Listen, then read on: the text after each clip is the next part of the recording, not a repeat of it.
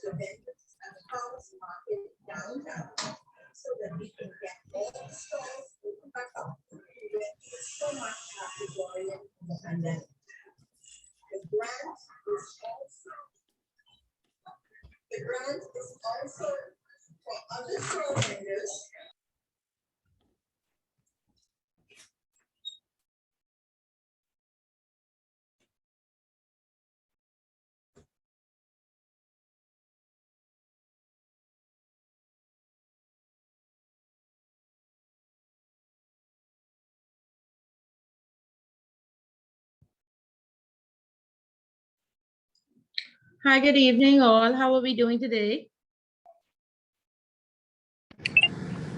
Fine, thank you. Okay, great. Well, Welcome. thank you. Great. Good Welcome. evening. Good evening. Welcome to Introduction and Compliance Systems. My name is Mrs. Bullard. I will be your lecturer for this course. The course will run from today until April 13th, and I think the week after you will have your final exam on April the 20th. I sent out a welcome message to everyone. Did everybody receive it? Is there anybody who did not receive the welcome message? No? Okay, very good. So we want to just start off by taking the register. Can everybody change their names? We have a PC Patrick and BB Farrington. We want to make sure that it's your full government name, please. Full government name, so we can take the register just before we start. And we see a Kendra's iPhone and LaGuardia's iPhone. Can we have the full name and last name, the name your mommy give you or your government name or however you refer to it, so we'll know who is here and who is not. Do we all know how to change our names? No, what's the spot for that? Okay, so if you just hover the mouse over your name, it should say more. And then rename, and then you just put in your full name there where it says rename. A little box should pop up and you should be able to put in your full name. Okay, Hannah, could you tell us what the first name is as well, please? Could you change that for us? So I just go to my headphones. And then can you also mute your mics if you're not speaking so we don't get the background noise? Thank you so much for your cooperation.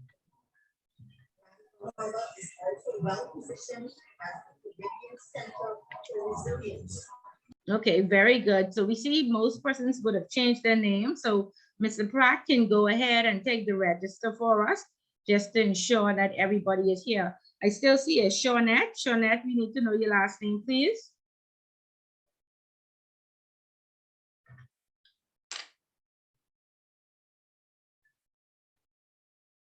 Okay, great. So I would have sent a welcome message out letting you know that I'm the lecturer, Mrs. Bullard, and of course you will all met Ms. Dean by now. And if you have any issues with the book or payments or information, grades, what have you, you contact Ms. Dean at the office.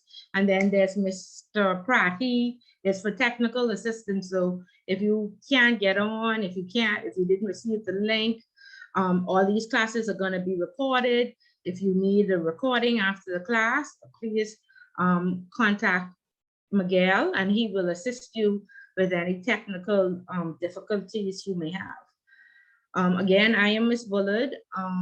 This course is a 3-tier course. It's Introduction to Compliance, which is 4 weeks.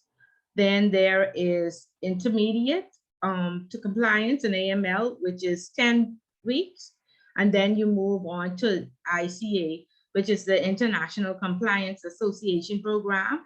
And that's 9 months of anti-money laundering and 9 months of governance, risk, and compliance. So in total, that's 18 months. So just so you would know how the flow of the class works, this intro and intermediate class was created to assist persons going on to the diploma program, which is the ICA program that is 18 months. Compliance is a very complex area of the business. Sorry, you're asking a question, Ms. Barrington? Nope, No? Okay, good. no, ma'am. Okay, thank you. Yeah, so compliance is a very complex area of the business. And what we found from our diploma program was that many persons were, they would have had their first degree perhaps in finance or in accounting or something in the financial service sector, and they would have gone straight into the diploma program. And in some instances, they were not successful. And so we created the introduction and the intermediate courses so that persons will, get a feel of compliance. They can decide if compliance is, for them and that's the route they want to take. And then the courses introduction and intermediate is a whole lot cheaper than the diploma program. So, you get your feet wet and then you decide if compliance is for you. Okay, now, again, I said compliance is very complex. It requires loads of reading. It requires understanding. It requires comprehension. Comprehension what we would have learned in primary school. I think they stopped the comprehension classes at grade 6. You have to be able to comprehend. You have to be able to do research, and then you make a decision. So, as in the finance department, finance deals with numbers. They have a manual that they follow. Operations department has a manual that they can follow. They'll probably tell you if you want to use a new system, press F5, press enter, and it'll take you to what you need to know. However, compliance and anti-money laundering is primarily decision-based, okay? And so a lot of people find it very, very hard to make decisions. Okay, but nevertheless, we are here, and this is, like I said, 4 weeks, and then the review class will be in the 5th week. On the 6th week, you will have your final exam, and by then you should have made a decision. Is this for me? Do I want to go any further, or do I want to stop right here? Now, most of us here should work in the financial services sector, whether it's gaming, one of the banks, one of the insurance companies, or one of the broker dealers. And we should all know that compliance and anti-money laundering training, it's an annual requirement.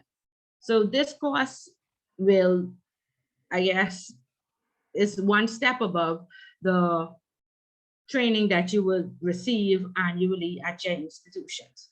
Most of us do work in the financial services sector, correct? Correct. Correct. Okay. And so we Correct. are familiar. Correct. We know that annually before the end of the year, the compliance officer is running us down and saying, you have to complete your training. We're familiar with that? Yes. Yes. Yes. Okay, good. So we on the same track, and we know what Ms. Bullock talking about. Okay, we have a hand raised. Ms. Roberts, you want to ask a question? No. No? No, okay, good. Okay, as ASIO, can you put in your full name for us, please, so we can add you to the register?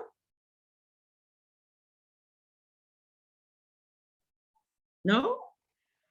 Okay, but just give us a moment and ACO will change their name. So, right, thank you so much. So we can add you to the register. Okay, yes? It should be Hello? Julian Smith, Ms. Bullock. It should be Julian Smith, but Okay, can you just hover over your name, click on more, and then go down to rename, and then Miguel will be able to add it for us. no problem. Thank you so much. Okay, but welcome, welcome, welcome. I hope that you all would have had a productive week. We sent out the welcome message today. There are some attachments. I hope that you would have had, time to peruse the welcome message. And did anybody have a chance to read it? And did we see the attachments in the welcome message? Yes, ma'am. Okay, great, great. So what we'll do is we'll go over the instruction sheet just to ensure that everybody is on the same track. Okay. This class is discussion based. So you all have this, it's a lot of us in here. There's 22 persons. You'll have to talk back to Ms. Bullitt and give feedback. And so the expectation of the class is that you would have read the first chapter, then come to class and we just have a discussion. Okay, so we're not going to sit, the chapters are very, very small. There are 2 pages, and when you go on to intermediate, there's about 3 or 4 pages. When you go on to the diploma program, ICA, each chapter is about 70 to 150 pages. Okay, so that's the first step. If you have difficulty reading the 2 pages and coming and discuss it, then we say don't move on to the next stage, because as you go on to each stage, the chapters are longer and there's much more information required. But if you feel that reading the 2 pages, comprehending, doing research, and coming and having the discussion is a breeze or it's achievable, then we encourage you to go on to the next step. Okay. And I'm not going to downplay it. Compliance is very complex. There's loads of information out there. We have to read through a lot of information and then scale it down and make the right decisions in our institutions. Okay. And it's very, very much, it's achievable. It's a lot of work, but it's definitely achievable. We have about an 89% passing rate at the institutes of both the intro and the intermediate sections, and we have about 70% of persons going on to the ICA diploma. Okay, and it does not matter which area in the financial services sector you work, compliance is everybody's business. Okay, and I'm sure you would have heard that in your organization. A lot of pressure is on the compliance officer to make decisions, but it's a team effort. Once everybody is educated, better decisions are made, and each day it's easier to apply it in our everyday functions. Okay, so it does not matter where you are in the financial services sector. This introductory level will be applicable to all functions. Okay, and most recently, not only we need compliance officers in the financial services sector. In my past class, I had 2 persons from the Pharmaceutical Council. They came to get training because they need to know how to be compliant with their policies and procedures and their laws. Of course, we know that marijuana is being, they're talking about legalizing it. So of course, we would need persons out there in the marijuana field to, or agricultural field to ensure that that sector stays compliant. And also a few months ago, there was an oil and gas hack in the oil and gas industry. So of course, those professionals would need to know how do we protect our industry, what laws do we put in place, or what laws are out there, and what laws do we need to enforce to ensure that our industry is protected from hackers and scammers. Okay, so are there any questions so far? I am not certain of the speed of this class, and sometimes Ms. Bullitt talks a lot and Ms. Bullitt goes very fast. So if I'm going too fast, or if you're getting a message overload, please feel free to chime in and just let me know. By the end of this course, we're all going to be family. We're all going to be in a network together, and we'll all support each other. Okay, so this is just the first. We'll all get used to each other by the end of this class. I promise you that. Okay, Mr. Smith, you have your hand raised. Go ahead. Yes, Ms. Bullitt, you said there was some instructions on reading the first 2 chapters or the first chapter? No, there was no instructions on reading the chapters. Okay. I sent out a welcome message and you would have just gotten it today. So I'm certain all of you are just from work. It's very tough to go to work and school. So I'm certain you may not have had a chance to even look at the book as yet. So going forth, today we're going to cover chapters 1 and 2. Next week, we'll cover chapters 3 and 4. So next week, the expectation will be that you would have read 3 and 4, and we come and have a provocative discussion. Okay, is that good? Did you receive the welcome message? Yes, I did.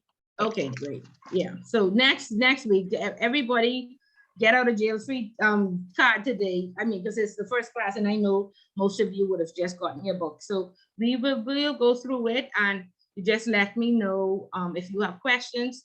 No question is a silly question. No, comment is, and just, let me know your thoughts, and we'll work through it. Okay, so now I'm going to share my screen, and on my screen you should see the instruction page for the class. Does everybody see my screen? Yes, ma'am. you- Okay. Yes, great. ma'am. Okay, so overall, and from your books, for most of you should have your book, you would see that the passing grade is 70%. So that's split up into 3 parts. The first 20% is from homework. And so we have 4 questions listed, and each question has a due date.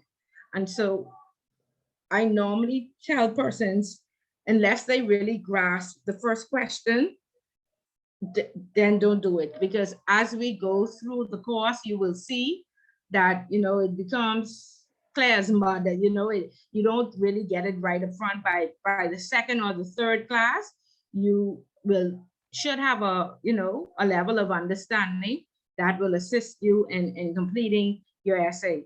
However, if you're already in the compliance department and you are familiar with all of this, then by all means, go ahead and do question 1. I also encourage persons not to wait until question 4. By the time the whole class is over, and then find out that you really didn't understand. So completing this homework for 20% gives you the opportunity to find out where you're at, to find out if you're understanding the material, and to ask any questions that you may have. Okay, so it says you may complete all the questions. However, only 1 essay is to be submitted for a grade.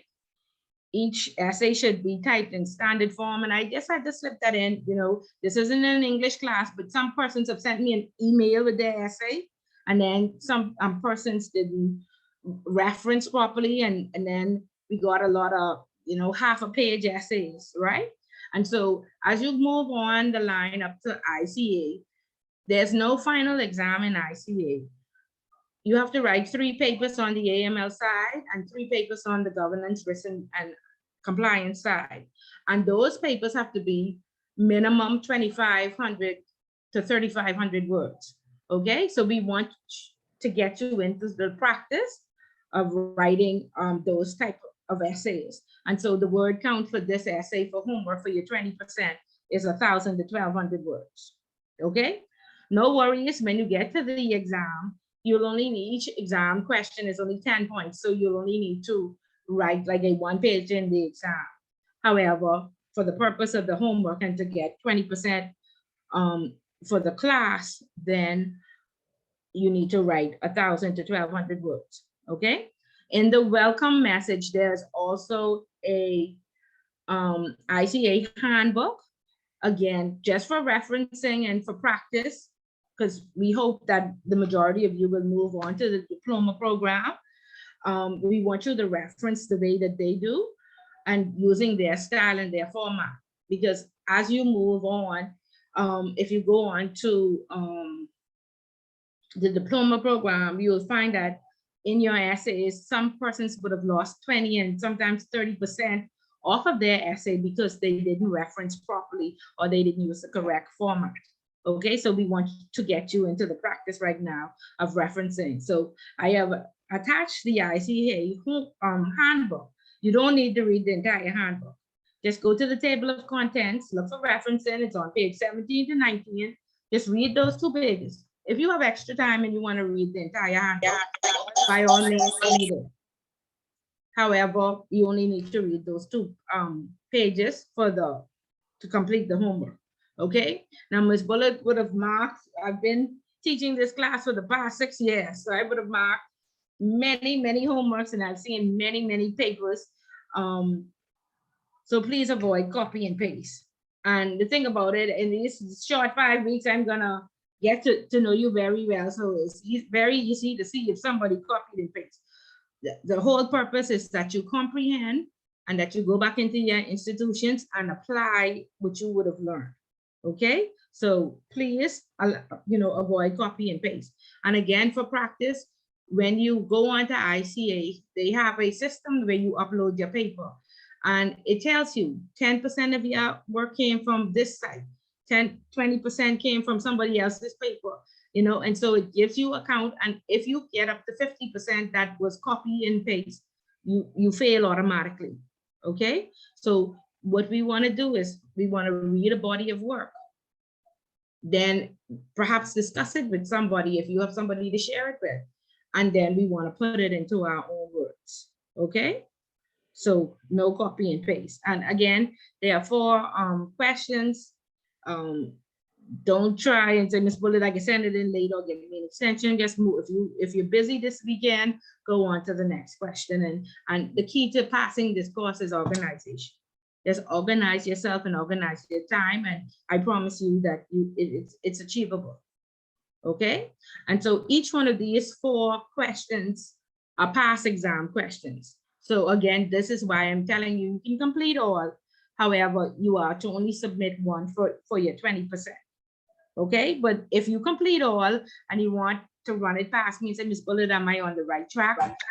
Sometimes these questions pop up again. We have a test bank, and these 4 questions came out of the test bank, so they could be on the final exam. Who knows? I doubt all 4 will be there, but 1 could possibly be there. So again, just so you will have some awareness of what type of questions will be asked. And so we see the first question: discuss how money is laundered at the placement stage. And so we're going to talk about placement in chapter 1. And even if you do not choose this question for homework, by the end of this class, please ensure that you understand how to answer this question. Okay? So primarily, we want to give, a small introduction, and then we want to move into what placement is, and then 1 or 2 examples, and that proves that, understanding. Okay, and each date is there. It's due on the Tuesday, just before class, 11:59. Please don't send it at 12 or 1 a.m. apologizing, or on the Wednesday apologizing. Like I said, don't lose the 10 points. Move on to the next question. Primarily, you should get 100%. Most persons do get 100% on their homework because it's open book. Okay, if you find that you're getting less than 70%, sometimes I send it back and, I give you the opportunity to rewrite it. And sometimes I don't. So definitely, if you do question 4, there's no opportunity to rewrite. Whatever grade you get, whether you understand or not, is what you're stuck with. Okay, and this is a big chunk of your grade. It really helps. This allows you to go into the final exam comfortably and sit there with 30 points, because the next 10 points is for participation. So you don't have to put so much pressure on yourself in the final exam once you complete your homework. However, I've never experienced somebody not completing their homework and passing the class, because the final exam is only 70% of your grade. That would mean you'd need 100% on the final exam. And some of you are scholars, and it is a possibility. We have had 100, and a few 90s in the last 6 years, but it's totally up to you. But please don't pass the time for homework and then call Ms. Bullitt back and say, I need another chance. You have 5 weeks. Okay? Any questions so far? Please give me some feedback. This, like I said, this is discussion based. So please I'm pulling up the participants now. give me some feedback. Anybody have questions? Is it clear what you need to do for homework? Ms. Bullock, Yes. other than the writing style instructions, when you spoke about the format from one of the booklets that you posted, would we begin any one of these questions or the first question with that particular FATF style? Okay, number 3, which says which FATF style regional body is the Bahamas a member of? No, I meant the writing style, when you spoke about a writing format. Right, so what I said is, regular essay, I'm not gonna go into the MPLA or MIA right side, because you cover that in English 119. So just an introduction, body and conclusion. And in the handbook that I attached on page 17 and 19 tells you the International Compliance Association referencing style. So it walks you through the style of referencing you should use. So if you want to use an example, let's just say placement. You're talking about placement, and there's a case online. You don't, it's not your own work. So you'll say, according to the Nassau Guardian, and it tells you how to reference it properly and give credit to, the author of the piece of writing that you're going to use as an example. Or if you're going to talk about a professional body, according to the FATF or the OECD said this or that, right?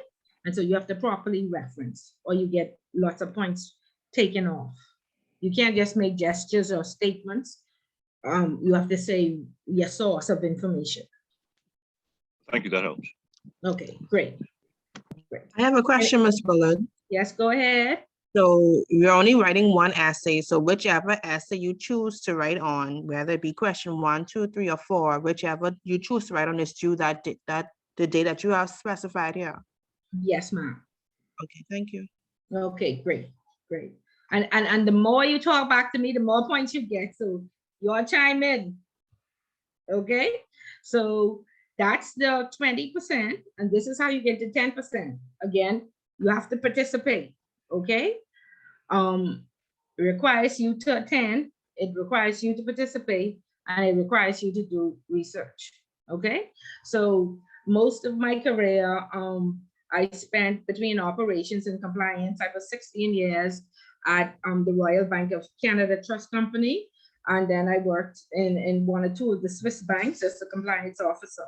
And so as a compliance officer in MLRO, each morning, the CEO always came to my office and wanted to know what's happening in the news, right? And if I didn't know most of the articles, they were very concerned.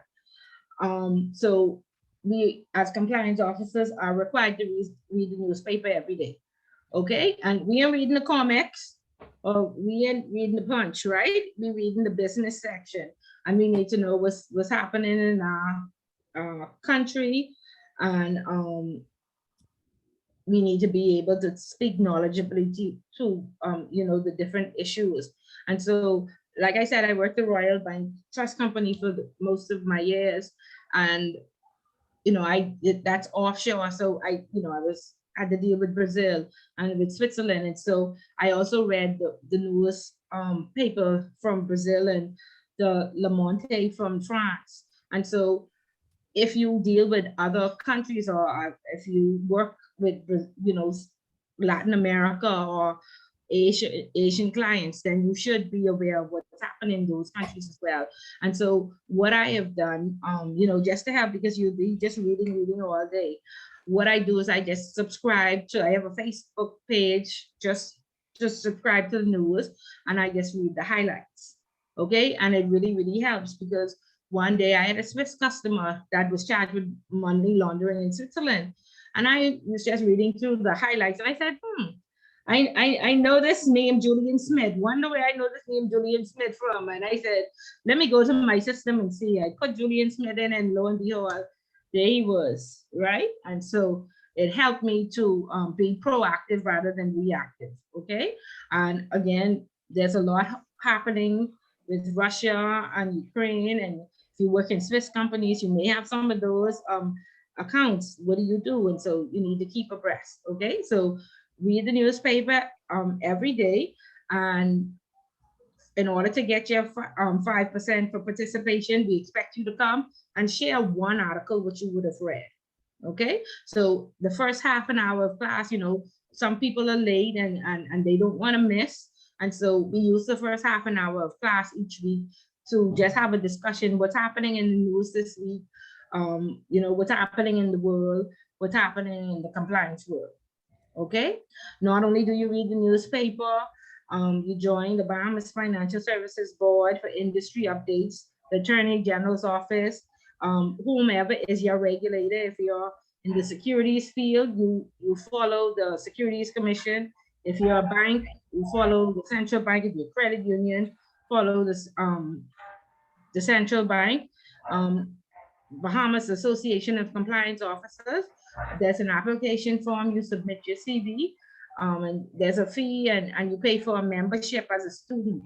And as you move up, you know, as you move up through the courses, you can become an associate. And they normally have industry briefings. They have an MLRO day annually, and they deal with issues related to compliance. The Financial Action Task Force, the FIU, there are all sorts of websites. You just find out the gaming board if you are under gaming, and you follow your regulator, and you would keep abreast of the policies, procedures, and laws that are related to compliance. Okay, so one article in the 5 weeks, you come and share with the class, and you get 5%. Okay, again, networking, and we will learn when we get to terrorism, how important networking is. You know, all these professionals, like I said, compliance is decision-based. You have to build up your network. You won't know the answers. Your institution is not going to pay for legal counsel. You won't have anybody to call on to help you out. And so we want you to go out there and network. And so we want you to attend Toastmasters and Rotary and Kiwanis. And, you know, they are the movers and shakers of, you know, corporate Bahamas. And so people today, I mean, you could be very qualified. And I always say there are, let's see, 22 persons in here. It just depends on who you know, right? And so you don't only want to be qualified, you want to know the right people. And in corporate Bahamas, this is where they hang out. They don't hang out to the dock or to the fish fry, right? They hang out at Toastmasters and Rotary and Kiwanis. So we want you to hang out there. And once you go to one of those organizations or any industry briefing, and it's online, so you don't have to go in person, you come back and you share with the class. Now, a lot of people has come and say, Ms. Bullitt, 10 of us going together, and only one person talking. No, I want everybody to get their 5%. So you go in, and Toastmasters normally has a word for the day. So you come back and tell me who was the speaker. You tell me what the word for the day is, and you tell me whether you found it beneficial or not. And some of the meetings, you know, was about backyard farming. Some meetings were about mental health, you know, so it does not have to be, you know, don't feel like, oh, they're not talking about compliance or anything in the financial world, so it's not beneficial. No, we want to be well-rounded. We want a whole person at the end of this class, right? So in all areas. So that's how you get your extra 5%. So network, and then you read the newspaper and you share. And again, when you network, you have to introduce yourself. You go to the meeting, you introduce yourself and try to get some numbers. And again, we ain't looking for boyfriends or girlfriends. We ain't looking for godparents for our children. We're looking for professionals in the corporate service, financial services in the Bahamas, right? To network with and share ideas. Okay, because no man is an island, right? And so increase your network and make sure there are some professional persons in there that can assist you, you know, in your career development. Okay, any questions on participating? I have one, Ms. Bullitt. Go ahead. With a number of these institutions that you listed, some of them, even though they have websites, you did place in there follow on social media. So a few of them are Facebook pages and the websites. However, when you try to link with a few of them, even though they have newsletters and they have publications, they don't have actual subscriber email listings. Okay, well, what you can do, and I'm just pulling up the central bank website because as the compliance officer, the central bank came in and they conducted an audit on my institution. And one of the functions of compliance is to ensure that each publication is disseminated through your organization. So just so you would see how it works, this is the central bank's website. Right here are the latest publications. And depending on which department it's applicable to, they wanted me to show that I disseminated information throughout the organization. So if it was something talks about the statement and asset, this is central bank statement and assets of liabilities. But they want us to be able to share with whomever it's relevant to. So back in 2020, there was a lot of COVID information coming out. They wanted me to show them that I had shared that with the CEO and disseminated it to the relevant parties. When there are laws that are updated, if it's related to banking, it's going to be here under the publication. So each day, I used to check this to get the updates, and the Securities Commission has the same thing. And so what you can do is, let's go back to the front page. You go scroll all the way to the bottom, and it asks you to, right here, enter your email address, and they will add you to their list. And so rather than going through all these sites, because my organization is duly regulated by the Securities Commission and the central bank, so I just subscribe. I put my email in here and they send me all the updates to my email. Okay, you would see all these public notice and these sanctions that would have come out. They come and they show me, Ms. Bullard, where you sent this out to the person responsible for sanctions within your organization. Here's the industry briefing for 2021. Show me where you would have sent this to your organization and invited your CEO to attend. Okay, so that's a compliance function. And like I say, whomever is your regulator, you should be subscribed to them or following them on social media so you will get these updates. Okay, and there's loads of resources, all these publications, any conference that they would have had, all the presentations. And again, you can use this in answering your essays or looking for examples. Check your regulator's site. There's a lot. Let me just show you the Securities Commission site. As compliance professionals, are we up to date with the latest technology? Do we understand the risk involved with offering debit cards, or cryptocurrency, or the digital asset, the sand dollar? Do we understand? Or will we, somebody have to tell us? No, we should be abreast. And so I encourage everybody, there's a fintech hub that the Securities Commission has, and it tells you all about the latest technologies. So you just put in fintech link, and it shows you who you should send your email address to, and every time they have an update, they will send you information. Okay, and then there's the latest news, you read it there. They have a good media department where they have speeches and presentations.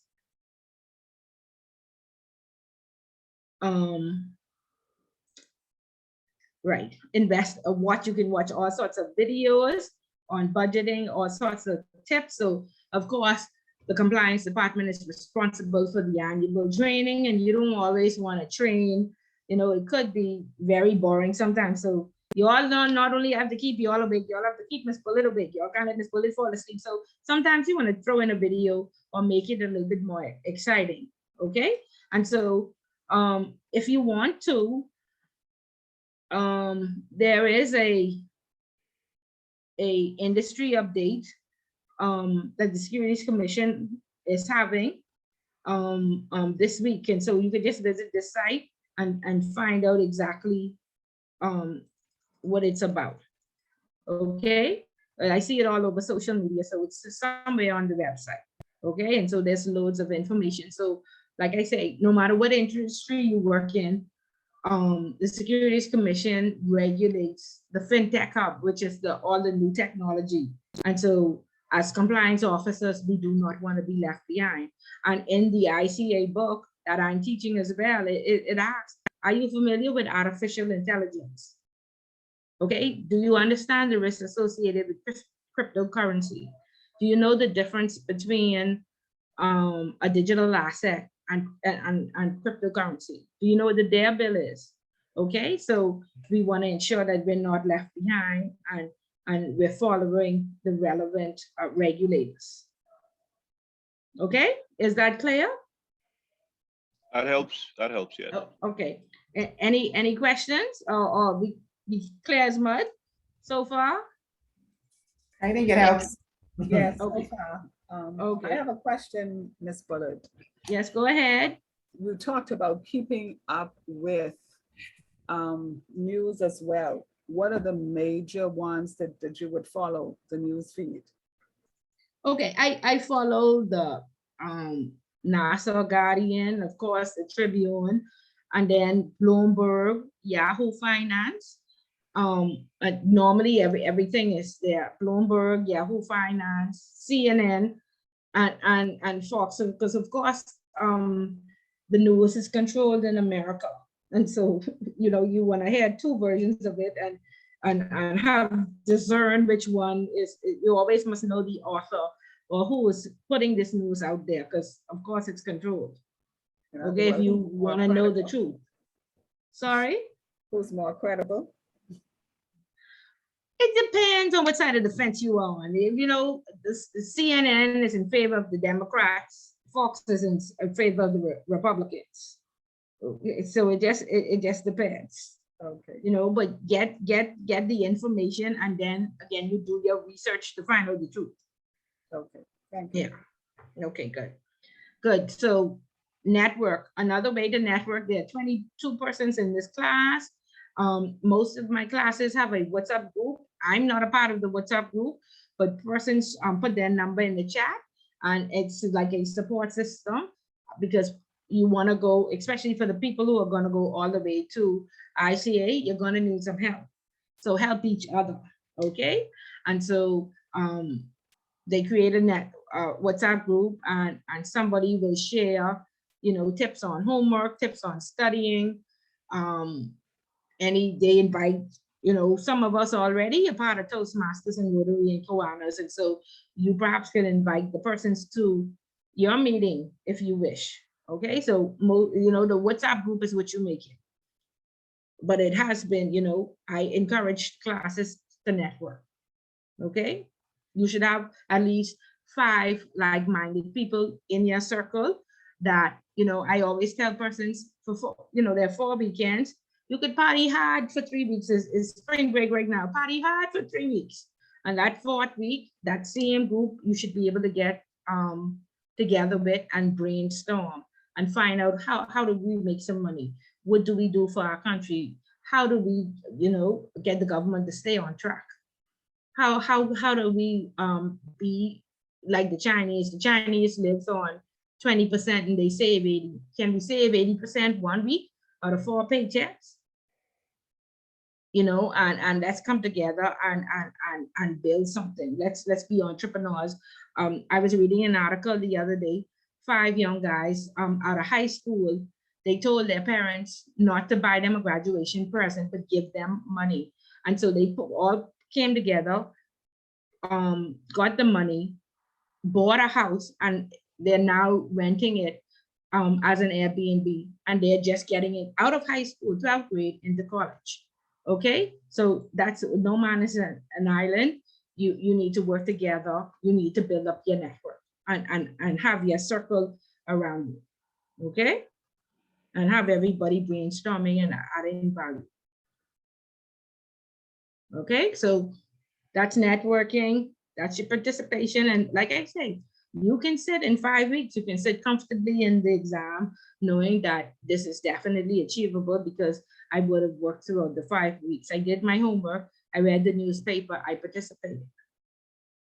Okay, and a lot of persons stay on to join. They would have found the meeting so beneficial that they actually join and become members. Okay, so the final exam, 70% of your final grade. It's going to be on Wednesday, the 20th. The exam structure is 50 multiple choice questions and 7 essay questions. Okay, and again, like I said, 1 pages and with your examples. And by the time we get to the end of the course, I promise you, you will have sufficient information. Okay, so now, very good. I see some numbers coming into the group. Who agrees to be the administrator? Somebody has to be the administrator. Any volunteers up front? No, well, no volunteers, none of y'all on WhatsApp all day and all night. Nobody out there technically savvy. Okay, I'll be the administrator. Okay, great. Lisa said she will, that's fine. Okay, so Vernita, and it's normally 2, right? So Yeah. Vernita and Shalisa, in case Vernita is absent or busy. So It could be multiple. yeah. Yeah, Miss Okay. Bulletin ain't too technically savvy. So you all get together and, like I promise you, you'll find all of this beneficial.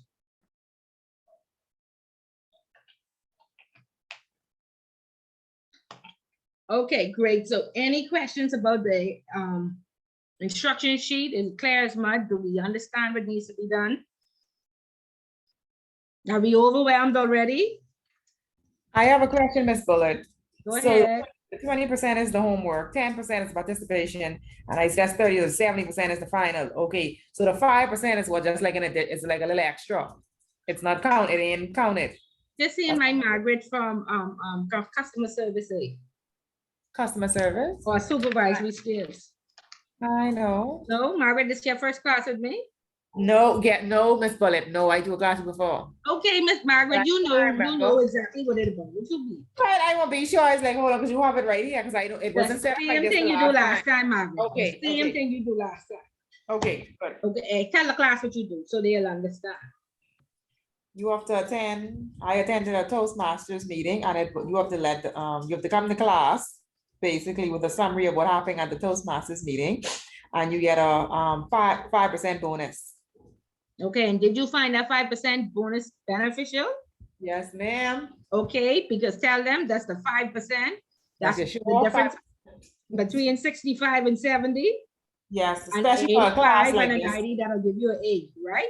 Yes, especially because this class, I just see now, this is 70% of your final grade, that's a lot. Yes, yes. So that 5% saved many lives, right?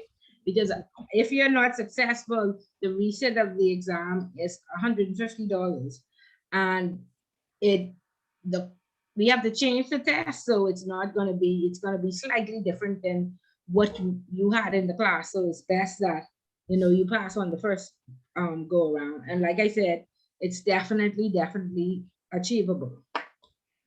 Okay. Okay. And Margaret, you found the Toastmasters beneficial? I like the meetings. Okay, good. Yeah. Very good. Go ahead, Julian. This is Patrick. Oh, sorry, Patrick, go ahead. Good evening, everyone. On the final exam, the 7 essay questions, how many words? Okay, and again, it's just 1 pages. We won't go with words. A page and a half. So it won't be like the 1,000 or 1,200 that you need for your homework. Just 1 pages. So again, like I said, these 4 questions were questions that were taken from past exams. Okay? And so 1 page is 10 points each question. And Patrick, that sounds like a lot. It's very overwhelming, but I promise you it's achievable. How It's long, achievable. how long is the The exam? exam is three hours, closed No. book. Okay. And where's the venue for the exam?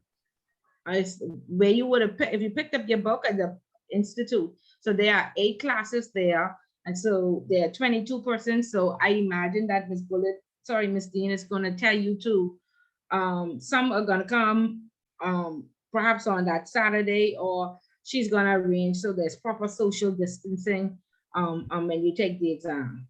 So perhaps if the classes are filled, she probably put 4 persons in each class, and there are 8 classrooms. Yeah, that should hold each, all of you. If not, she'll probably ask some of you to come on the Saturday. She ain't gonna do that.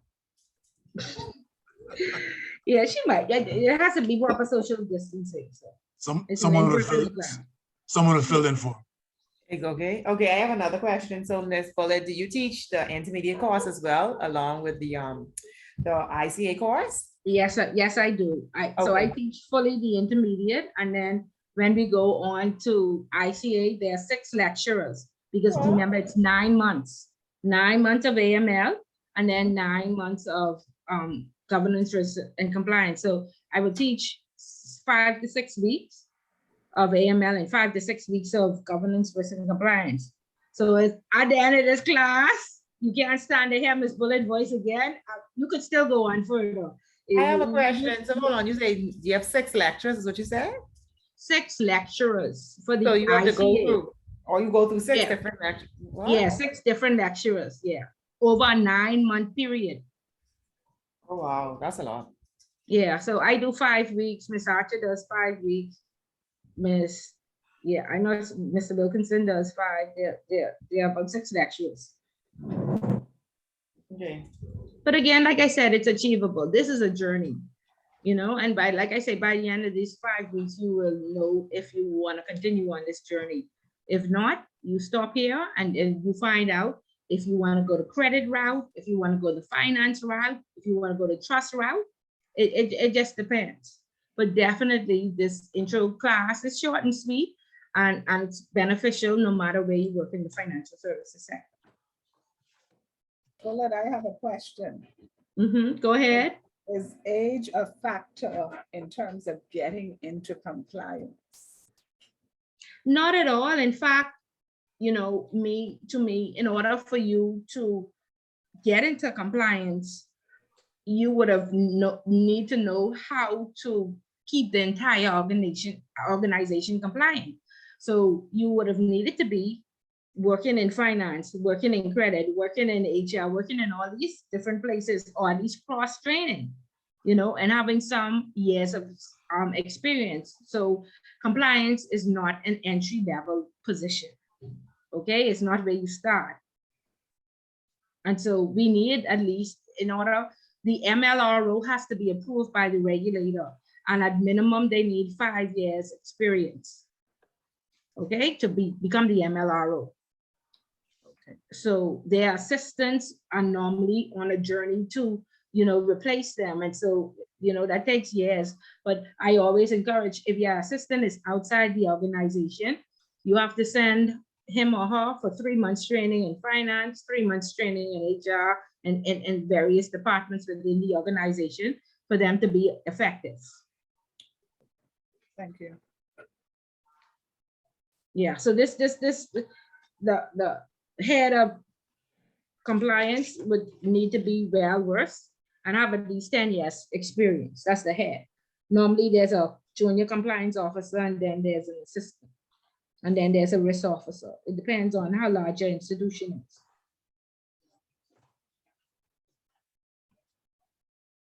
Okay. Yeah. Any other questions? Gator, you have your hand raised. Okay, hello, Jemmy? Yes, ma'am. Okay, so for me, I'm 21 and I'm interested in compliance. I actually work at McKinney Bancroft and Hughes in corporate, and I have my feet wet in both legal and finance, but I found my way in compliance because it's very interesting and I like chances. And I love to Okay. read. So Challenge, you like to be challenged. yes. Mhm. So that's why when I heard someone ask about the age preference, I thought that for me, this is good for me, seeing that I'm so young, my brain's still a little fresh. I could, retain knowledge very well. And this is a challenge for me, so I like it. That's why I'm interested. Okay, but you're definitely on the right track.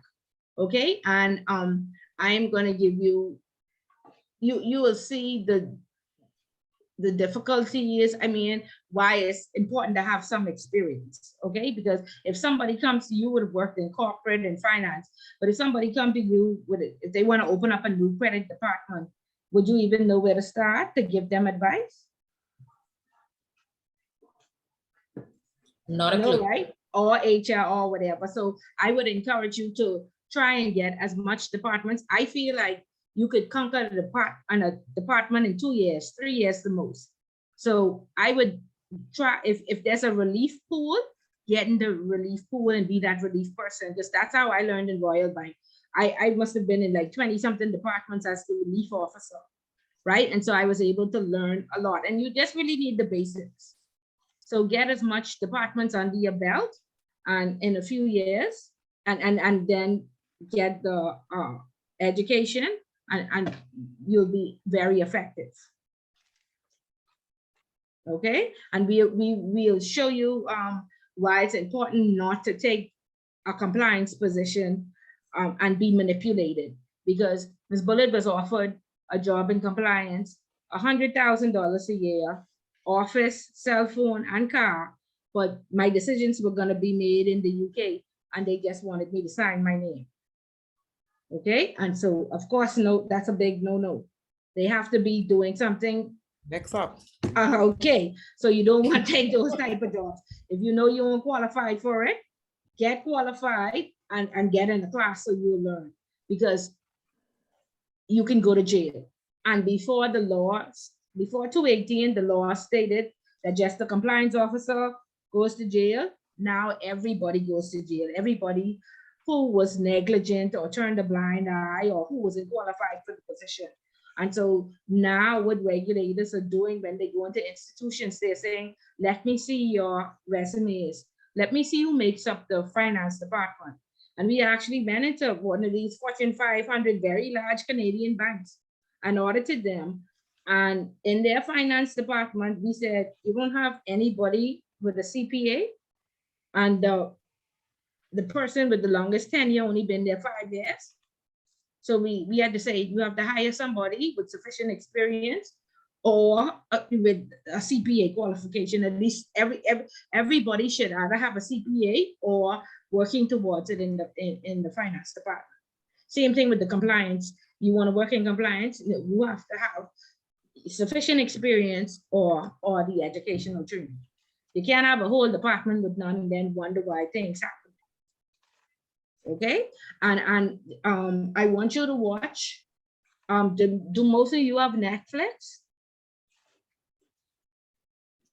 Yes. Yes. Okay, so there's a series on Netflix. It's called Dirty Money, and it's the HSBC case with the Mexican drug lords. I want you to watch that so we can discuss that next week. So between now and next week, Wednesday, please watch that. I promise you it's just for awareness. So you can actually see how compliance officers go to jail and why.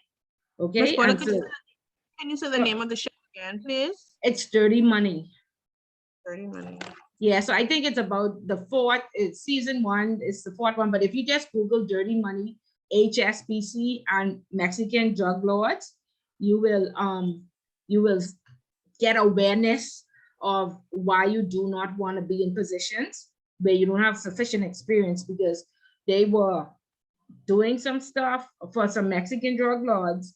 And even after they were found out, they hired somebody with limited experience. They put them in an office far away so they wouldn't hear them talking and know what was going on. and they did not give them the proper systems to work with. Okay, so awareness training, that's your homework. Watch that, and next week let's come in and talk about it. Okay, so like I say, the law has been changed and updated in 2018. Everybody goes to jail now. Okay, so you have to take your position seriously now. Gone are the days when it was just the compliance officer or the CEO. Everybody goes to jail. Now, we don't have anybody going to jail, but we had a chairman of the board removed last year or the year before. In Brazil is civil law, and so it's guilty until proven innocent. So their president has been impeached before. The governor of their central bank has gone to jail. Many CEOs have gone to jail in Brazil. Luckily for us, we're common law, and it's innocent until proven guilty. Okay, so you can't take any chances. You have to, not saying that we live in perfect and there are hackers and scammers, you know, that will infiltrate your business. However, when the auditors come or when the police comes, you have to be able to say, this is the policy that we follow. I was not negligent. This is my job description. And it's either you or the company could be fined or go to, you know, the company will be fined and could possibly close down. Let's look at Julius Baer that was just closed down for something similar. You know, 33 persons went home. In fact, me at Royal Bank Trust Company in 2016, that's why we closed down, because we were being sued by the French government for assisting with tax evasion, as well as some stolen art. And we had these very big binders with all the stolen art. And so we weren't able to say that we didn't know. We were trust officers. We was required to know. However, you know, the law at that time was not in effect. And so we didn't get prosecuted. So we got the trust of the tax evasion case dropped, but the case is still going on for the stolen art. Okay, and so as we go to the course, you know, but 33 of us went home. And we're lucky that we only went home, because that trust officer could have gone to jail under this new law now that there was just updated in 2018, could go to jail. And we are being internationally watched. Somebody has to go to jail. We had 4 politicians brought before the court so far, and all of them get off. So who going to jail? One of us. Okay, only poor people is go to jail, but by the end of the class, we'll figure out why. Okay, so watch the dirty money, and we'll talk about it some more next week. Okay, and then you will see how all this is tied together. Where the buck stops. Where the buck stops. Yeah. Yep. Patrick, so somebody got to go to jail, because again, follow the money trail. Yeah, money laundering has been going on for a very long time. And prior to 2018, nobody was ever charged with money laundering because it wasn't even a crime on our books. So persons were charged with fraud. They were charged with stealing by reason of employment, but there are 21 crimes that fall under money laundering. And so they probably got the charge for fraud, spend 2 years, come out and commit another crime. But now when you get charged with fraud, you see fraud and money laundering, tax evasion and money laundering. You know, that money laundering charge is a heavy charge that internationally, the international regulators are watching, and they want to know if the Bahamas is, you know, just a law-abiding place, why nobody has gone to jail. So very quickly after 2018, the Attorney General put out a post and said, oh, 84 persons went to jail for being charged with money laundering. Really? 84 from, we were blacklisted in 2000. And so just a little history about compliance. Compliance was born in 2000 when we were blacklisted. When the FATF came out with 40 recommendations, and they call them recommendations. However, if countries do not put them into law, then they are blacklisted. Okay, and so the facts is there's reputational risk with being blacklisted. Your country could be seen as high risk. A lot of businesses and countries don't do business with high risk customers or high risk countries. And so we had to, regulation is very expensive. We had to put these laws in place or we would have remained blacklisted, okay? However, like I said, regulation is very expensive. A lot of banks and trust companies closed down because they simply could not afford it. Nobody is paying for this training. Nobody's paying for the systems that you need to go along with compliance, but, and nobody's paying a compliance officer's salary.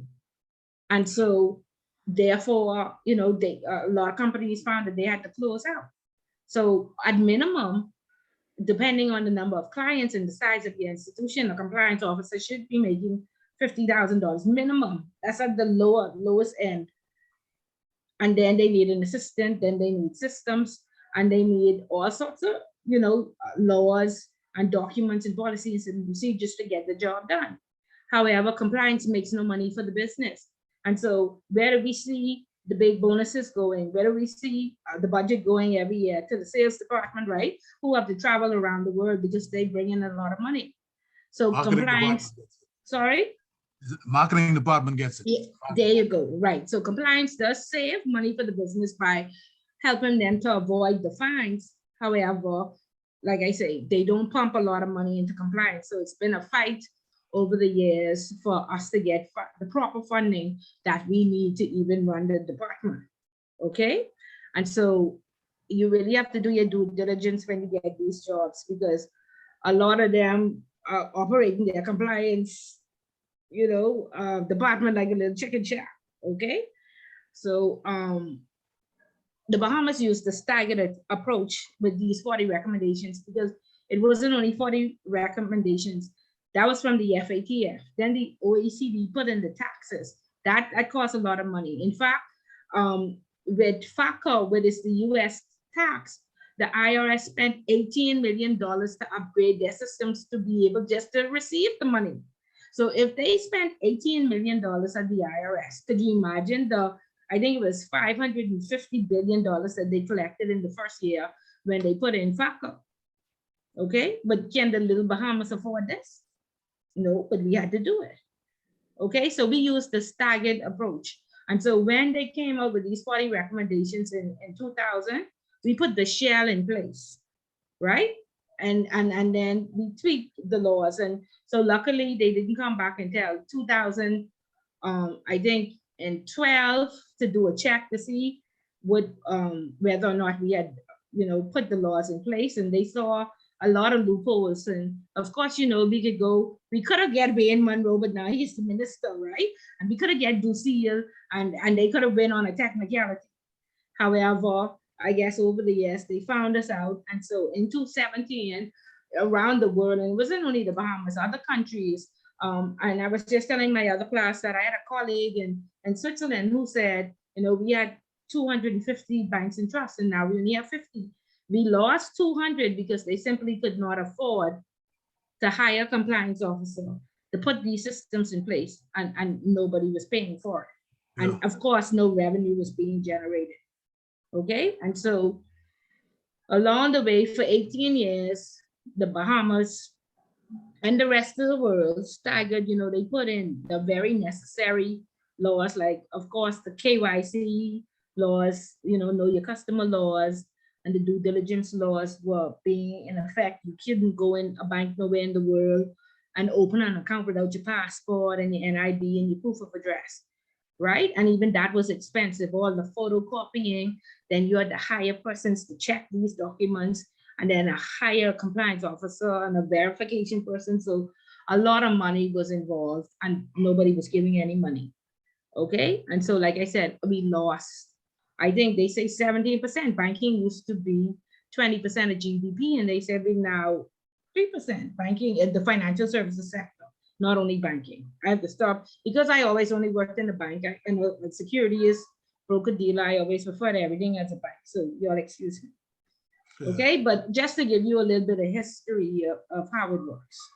Okay, are there any questions? Is there anybody that wants to add something? Go ahead, Patrick. Question, with the introduction now of digital currency, how important is the role of the compliance officer in monitoring that type of those transactions?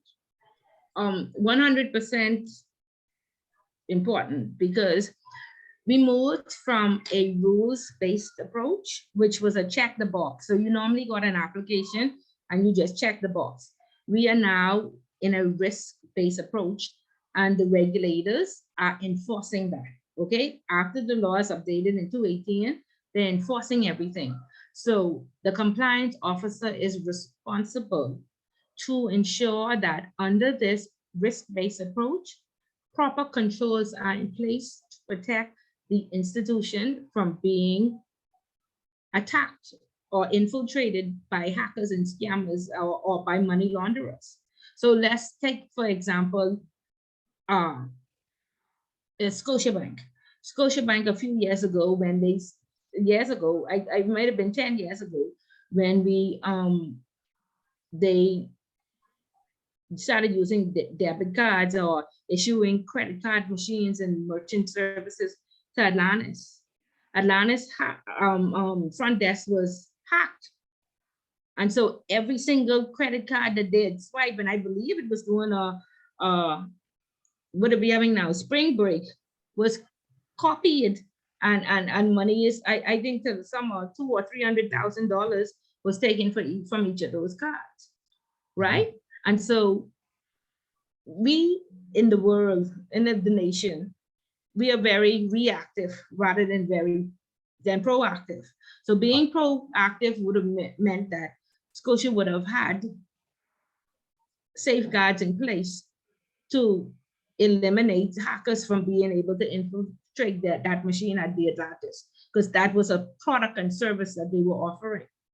So what they should have done, and I can't say that they didn't do it, but you could put every control in place, and that's what I want to tell you. You can mitigate risk, you cannot eliminate it. Some hackers and scammers may be in this class, okay? They sit in the door or at home all day, locked up in a room, and they read the policy and procedures. We are overworking underpaid. We don't have time to read it, right? So they know all the tricks of the trade. They know how to manipulate a product. Yeah. Right? So yes, thank you.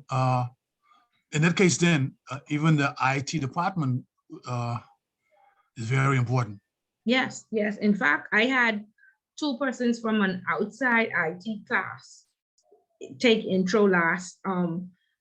Somebody who gives like a customs computer employee, they sent them because they give support to so many financial institutions, and they've seen the hacking and scanning on the rise. So they sent their employees to come to this class to find out what controls they need to put in place, to assist from the back end. Even a law enforcement. Oh, of course, there's the financial intelligence unit. In fact, what we do is money launderers, like they say, compliance is everybody's business. So in the financial services sector, we fill out what is called a suspicious transaction report. That report goes to the financial intelligence unit. They do an investigation along with the police, and they then send us back when we get to chapters 8 and 9, we learn about production orders and disclosure orders, and they prosecute. We don't prosecute. So of course you have to understand what happens in the financial services sector in order to investigate it, right? Okay. Sure. Yeah. Point taken. Okay, so it's, if we work together, all of us will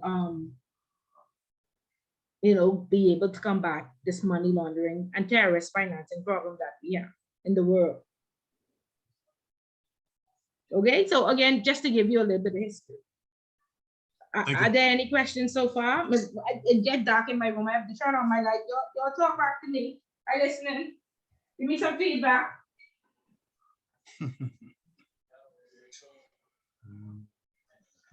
Silence. Nobody saying nothing back to me. I need to call some names.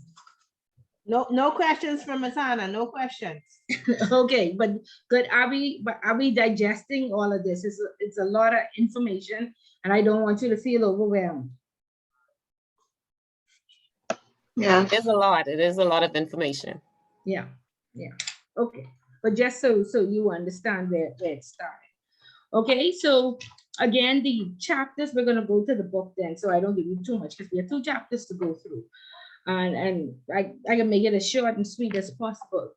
The book is only 8 chapters. Each of the chapters are 2 or 3 pages.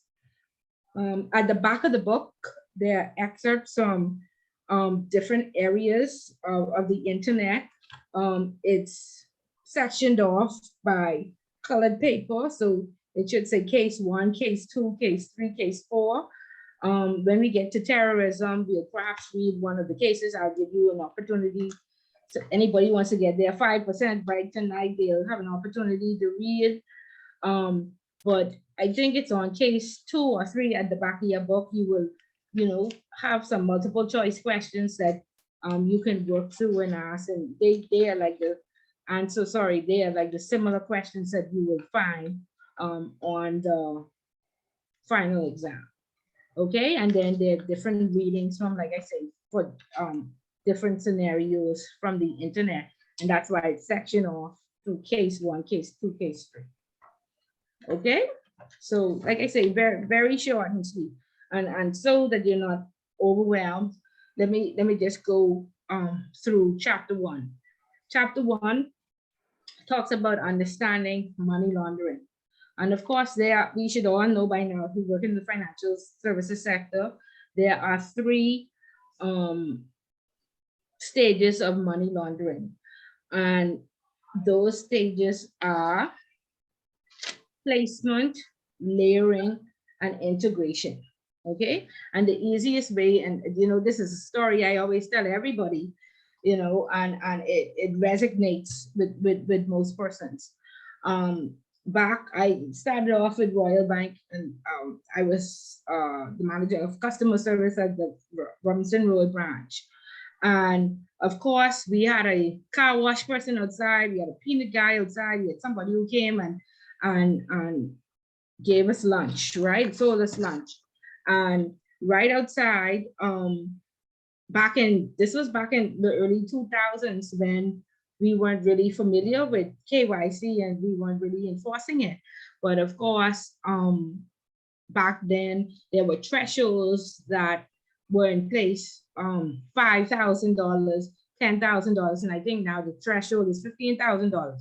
But what the international regulators found that no matter what threshold we put in place, if it was 5,000, somebody would bring in $499. If it was 10,000, somebody would bring in $999. 15,000 now they bring in $14.99, right? And so therefore, they removed the thresholds. I mean, some banks do still hold the thresholds, but the thresholds are not enforced like they used to be. Everything is based on a profile. So when you walk into the bank, you ask to open an account, you generate a profile. So of course, our car wash guy that was outside, his name is called Yadi, just like all of us, wherever we work, we have a car wash guy outside with an alias name, right? And I can tell you at the end of the story why it's so dangerous. So of course he came in the bank, he said, Miss Bullet, I want to say if, I doing good, if you all let me clean your cars every week, I can make so much money. I said, okay, that's very good. I said, bring in your passport, I'm gonna open an account for you. And so I opened the account, and of course, from the account, he's car wash, he cleans 5 to 6 cars a week. After he pays his bills, he could deposit $50 a week. Okay, so for about a year or so, Yadi was depositing that $50 a week, and everything was good. Now one day he come and he said, boy, Miss Bullet, you would be so proud of me. Deposit this money for me. So I sat there in my office counting the money, and it was $10,000. So I say, Yadi, like, what going on? What happened to the $50? Say, yeah, Mom, Miss Bullet, I hit a lick, man, deposit that. What was my issue? My phone? Okay. It's my phone.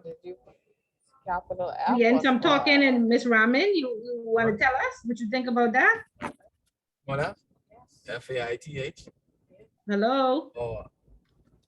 And then what? No, not Miss Raman, no? Okay, Patrick, what you think about that? Yadi was depositing $50, now he bring 10,000. He cleaned up some money with that Okay. operation. Okay. He was So washing of some course, money. yeah, He was so, involved in some other businesses. okay. So of course, we want to always assume the best, right? So we don't want to automatically say The balance is it's on from the- illegal means. Not just with sharing. Miss Mortimer, you could mute your mic, please, or Miss Raming. Yeah, okay. Yeah, so we want to assume the worst, I mean, the best. And so we say, Yadi, you know, did you, somebody die and leave you an inheritance? Did you sell a piece of property? Did you sell a piece of property? You know, was this a gift? And he said, no, Miss Bullet, I hit a lick. And I was like, okay, you have to give me a little bit more information than that. You got to declare the source of funds. Okay. And so he's like, yeah, Mom, Miss Bullet, I thought you'd have been so proud of me. Yeah, I do a little deal with my boy and we do a little exchange and, you know, I bring this money straight to you so I don't spend it. Okay. And so, of course, I was baffled and I was I said, oh Lord, look who I got to send it to you. Look of all the persons, right? And so, of course, we are required not to tip off the customer, and we also required by law not to fail to disclose. So I took the money, I deposited it to his account, and then we had an internal suspicious transaction form I filled out and I sent to my compliance officer. The compliance officer then does an investigation and then decides if they're going to file that with the financial intelligence unit for them to investigate. Okay, but when he bought me that money, he placed it into the financial services sector. Okay, and a lot of times this goes on, you know, a lot of times we don't pick it up or we don't realize, or we were just focusing that it's the law say he could bring 10,000 and he bring 999. So we deposit the 999 and we don't question it. Just the line out the door and we busy and we don't have time for that today, right? And so I filled out that form because he had placed that in. The next stage, it layers. Normally, persons don't just walk into the bank and place this money. They have partners that they need to pay. They have supplies that they need to buy. And so if they're sending transfers, you will see that they transfer some to Miss Bodie and Miss Bodie gives some to Miss Major, and then Miss Major gives some to Mr. Dabble. Okay, and they want to make a make the audit trail complex, and so it's hard to track down exactly what's happening with this money. Okay, and so that's called layering. And then after they transfer all this money, Mr. Dabble will say, Ms. Bullet, I need a check to pay my children's school fee. Right? And so now he takes that money that has been washed and takes that to the National Christian Academy, pays his children's school fee, and now the money is integrated back into the community. Okay? And so that's the stages of money laundering. First it's placed, then it's layered to mix persons up and diminish the audit trail, and then it's integrated back into the community. Okay? So recently, the Securities Commission and the Securities Commission is the regulator for the securities business. And this is online.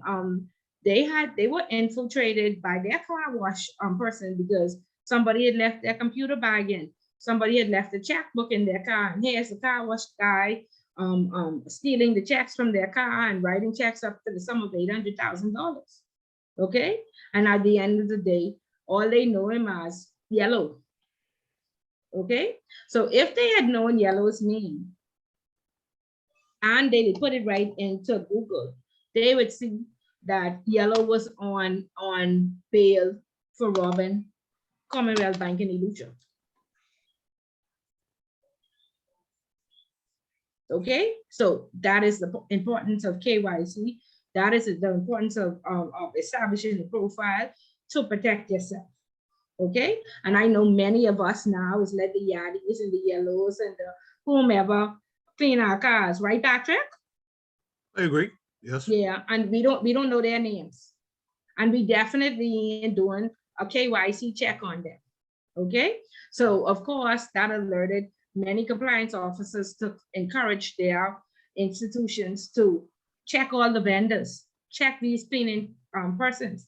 In fact, the Malice Curry is the guy who came out with Sensation. It's a little air freshener, and you go around to the various insurance companies, man, their bathroom smells so good. I just actually use the bathroom just to smell the air freshener. Okay, he's out on bail as well for money laundering. Has he not gone into the bathroom just to put in his air freshener? Do we have a clear policy, a clear desk policy at work? Was he able to take some papers? Would we run out to lunch and leave on our desk? Or didn't lock our jaw at the end of the day? We don't know. Go ahead, Andrea. Do you have your hand raised? Unmute. Unmute, okay. Yes. So going back to the case of Yachty, before you filed the UTR STR, wouldn't you have done an enhanced due diligence? No, enhanced due diligence is for high-risk clients. So if he was not already listed as high risk, I have already known his profile to be that he makes a certain amount of money, so he can only afford $50 to $100 a month. So this is, you want to corroborate the information that you receive, right? And so if you can only afford $100 or $50 a month, where you get $10,000 from? So what if he satisfied the fact that maybe he got money from elsewhere that you know? That was fine. Remember, I started off by saying we want to assume the best, because there are some persons who are legitimately would have gotten money from an inheritance, would have sold a piece of property, would have sold their car. If he could have showed me that he sold his car, we have a form called declaring the source of funds. And we would let him fill that out, and he would give us a copy of the check where he sold this car, and we attach that and we accept the money. In fact, our very own, what was he, the Deputy Prime Minister under the FNM, Simonet. Simonet declared $500,000 in the first election, and 5 years later, he said he had 50 million, and then 5 years later, he said he had 150 million. So of course, when he declared 150 million, people said, oh, he had the teeth. He has to be money laundering. Where he get our extra 100 million from? And it was found that his mother had died, and in her will, she left him $100 million. So this is why I'm saying, assume the worst. There are some persons out there doing business who are legitimate, who are not criminals, but they have to come and bring you proof. In the offshore world, when they want to transfer money, they have to give you proof. A lot of the agreements and statements that they make up are very fictitious. And you could just read through it. The other day, somebody said they wanted to sell shares in a company, and they sent me an agreement for selling a boat. And when I read it, the 50 pages, I said, how could this be shares in a company and this contract that you send me for a boat? They was just hoping that I didn't read it. And then they said, okay, we missed and send you the wrong agreement. We can send you another one. It never came. So I still have that money on hold. Okay, Andrea, so you have to declare and prove where you would have gotten this money from. If you are high risk, then you do enhanced due diligence. First question you asked, source of funds. What is the source of funds? Yes, very good, Patrick. Very good. Renita, you want to ask a question? Yeah, so back to the case of Yachty. How would you have handled that coming from a reputable institution like an insurance agency where a client walked in, gave an excessive amount of funds, let's say the same $10,000 to pay premiums, and then the company would have brought that into you? How would you handle that? Okay, so when the company opens an account, there's a form that says the frequency, you consider the activity undertaken. How many deposits are you going to do each week or each month? What are the value of the deposits? How prove to me that me see your financials. that you make this amount of money. And so once that company would have established the profile, then anything outside that profile is considered suspicious. Okay, and so at banks, there's a system in the back that gives a trigger or an alert. If the banks have a very savvy system, it'll tell you insurance company A profile is supposed to be $10,000 a month for transactions. However, they exceeded that. And so when they exceeded, we call them out, we take the money and we call them on the phone. Can you declare the source of funds? And they could say, well, this month we took on 100 new customers. Do you care to prove that to us? Bring us your list of new customers. And once we corroborate it and find that it's legitimate, then we take the money. Then we ask them, do you need to increase your profile size? Do you expect to have more deposits now that you have more customers? And then we make an adjustment in the system. Yeah, makes sense. Okay. Okay, Gator, go ahead.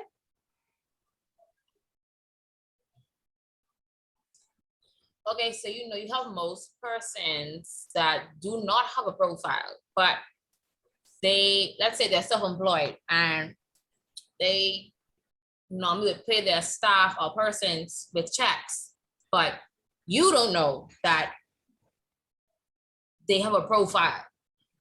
But all you know that they come every week or every 2 weeks with a check. We don't know if it's clean money, dirty money, upside down money. We don't know what type of money it is. So Okay. Gator, let me interject. The requirement is for you to know your customer. KYC is know your customer. That's the first requirement.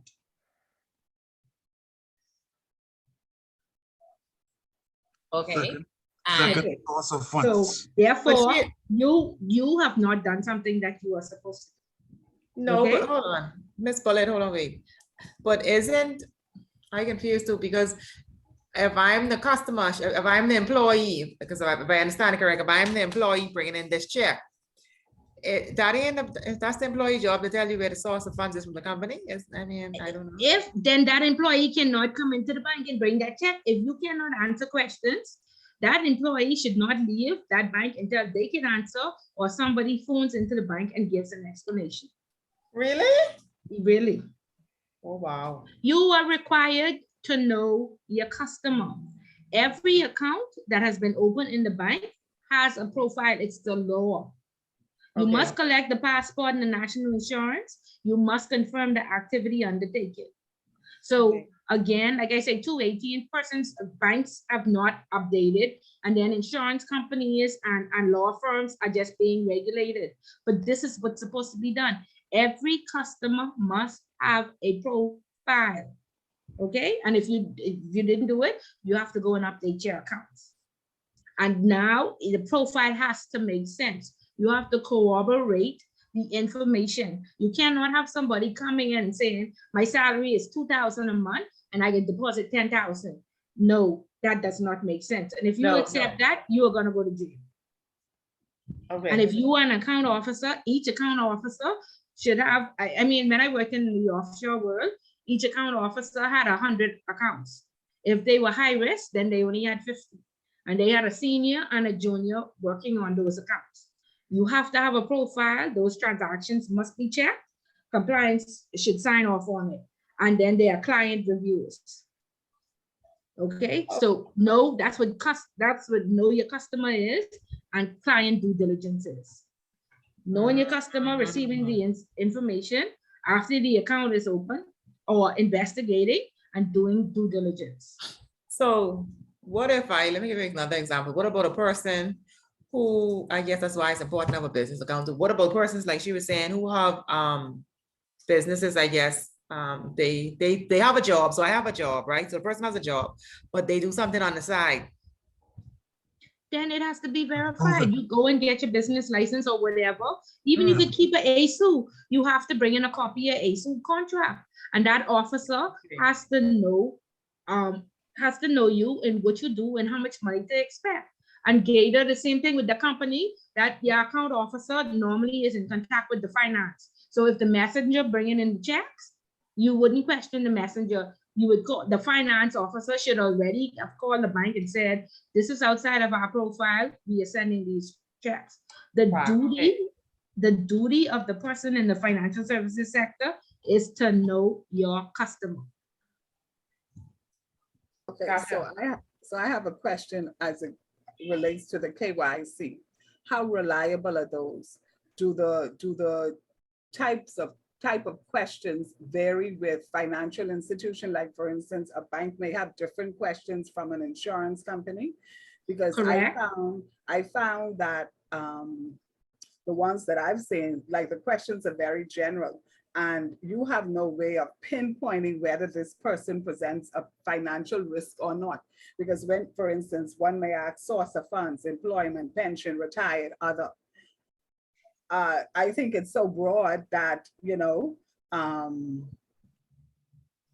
they tell you to say what your method of payment is connected to that source of funds. And the questions are so broad, how do you detect that someone is a financial risk? Okay. From those broad questions. Again, the insurance companies are just now, I think regular insurance companies got some KYC, and now it's general insurance that just started last year to request KYC by law. Okay, and again, they are on the learning curve. The bank been getting KYC from 2000. We made a lot of mistakes, but now we know how to do it properly. And we had a lot of audits where we got a lot of fines and people got fired and we got written up, and now we know how to do it right. Okay, and then the regulators weren't even enforcing back then. After 2018, everything is now enforcement, and some people have to go to jail. So the insurance companies need to leverage off the banks or somebody who've been doing it for a very long time. Look at their sheet and copy it, and ask your customers the right question. Because when you have 800 customers, and I experienced this in a bank, 800 customers, and they didn't even ask the customer the right question to be able to generate a profile. When the regulators came in, they got a $50,000 fine up front, and then $200 a day for every customer that they didn't generate a profile for. So you could get away with it before the 2018. Now you can't. So these things have to be fixed. Right. Yeah, and then the thing, it's interesting that you brought up the insurance companies. I think it's 2 years since they started the KYC. There has not, as far as I'm aware, there's not been one audit. And who is doing the auditing? But that's just it. It's the insurance. Okay, everybody on the learning curve, Ms. Boss, of the insurance commission had to hire an analytics department. They had to train them. See, a lot of people, we like behemoths, we've been doing the wrong thing for so long. We just getting the knowledge, the understanding, we just believe in, we have to do this. And when you find us, then we can spend that money, okay? And that's how it works, because the credit unions in the first year, when they started reporting to the central bank, it's like, we don't even have the staff to do this. And we don't believe we have to do this. And then the central bank had just hired people who were not trained, okay? And so nobody spends money until they have to. And so until they get that $50,000 fine, then you will see when they get it, and they feel it on the knuckles. Ah, there you go. There you go. I tell you, we are very reactive. We are not proactive. And we're not making any money from being compliant. So we're definitely not going to spend any money to become compliant. Yeah, but what I find is that we are so good at creating and making new rules and new laws, but we are not very good at enforcing them. Yeah, correct. And again, the Securities Commission hired an analytics department. So did the central bank. So did the Insurance Commission. They don't know what to do yet. They just learning what to do since 2018. Then we had a pandemic. Then all sorts of excuses, right? So I can tell you, they coming down with an iron for us this year and next year, because they have a lot of catching up to do. They are fully trained now. They've been to all their seminars. They read the newspaper. They see in the risk involved, and the FATF are on our backs. They in 2020 they said that they were coming in to help us. So one FATF member was going to sit with the FIU. One was going to sit with the central bank. One was going to sit with the Securities Commission. And you know they don't want that to happen, right? So we have to start enforcing, or the regulators will be in trouble and the country will be in trouble. Understood. Understood, right? Yeah, no more slack days for us. What if- Like I said, I grew up in it, so I knew. Go ahead, Patrick. Yes, one of the severe penalty for the country is like what they did to Russia. Cut off your Correct. SWIFT, cut off your SWIFT. Yep. And we cut that off, but they don't even have to go that far with us. We are in the midst of completing our risk assessment for the country. If we are blacklisted, that's it for us right there. Because we tried to open an account a few years ago in New York, and they told us we don't do business with blacklisted Countries. with countries, with high-risk countries. And we said, well, we're medium high, we're not high. And they said, when last did you do a risk assessment? We said in 2014.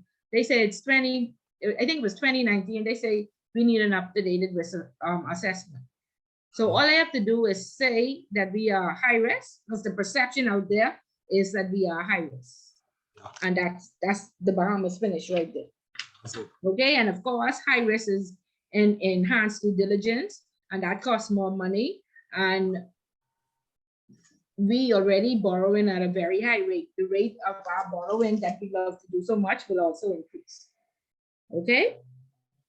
Yes. So back to money laundering. Do we understand the 3 stages? The placement, the layering, the integration. Is that clear? Yes. Yes. Yes.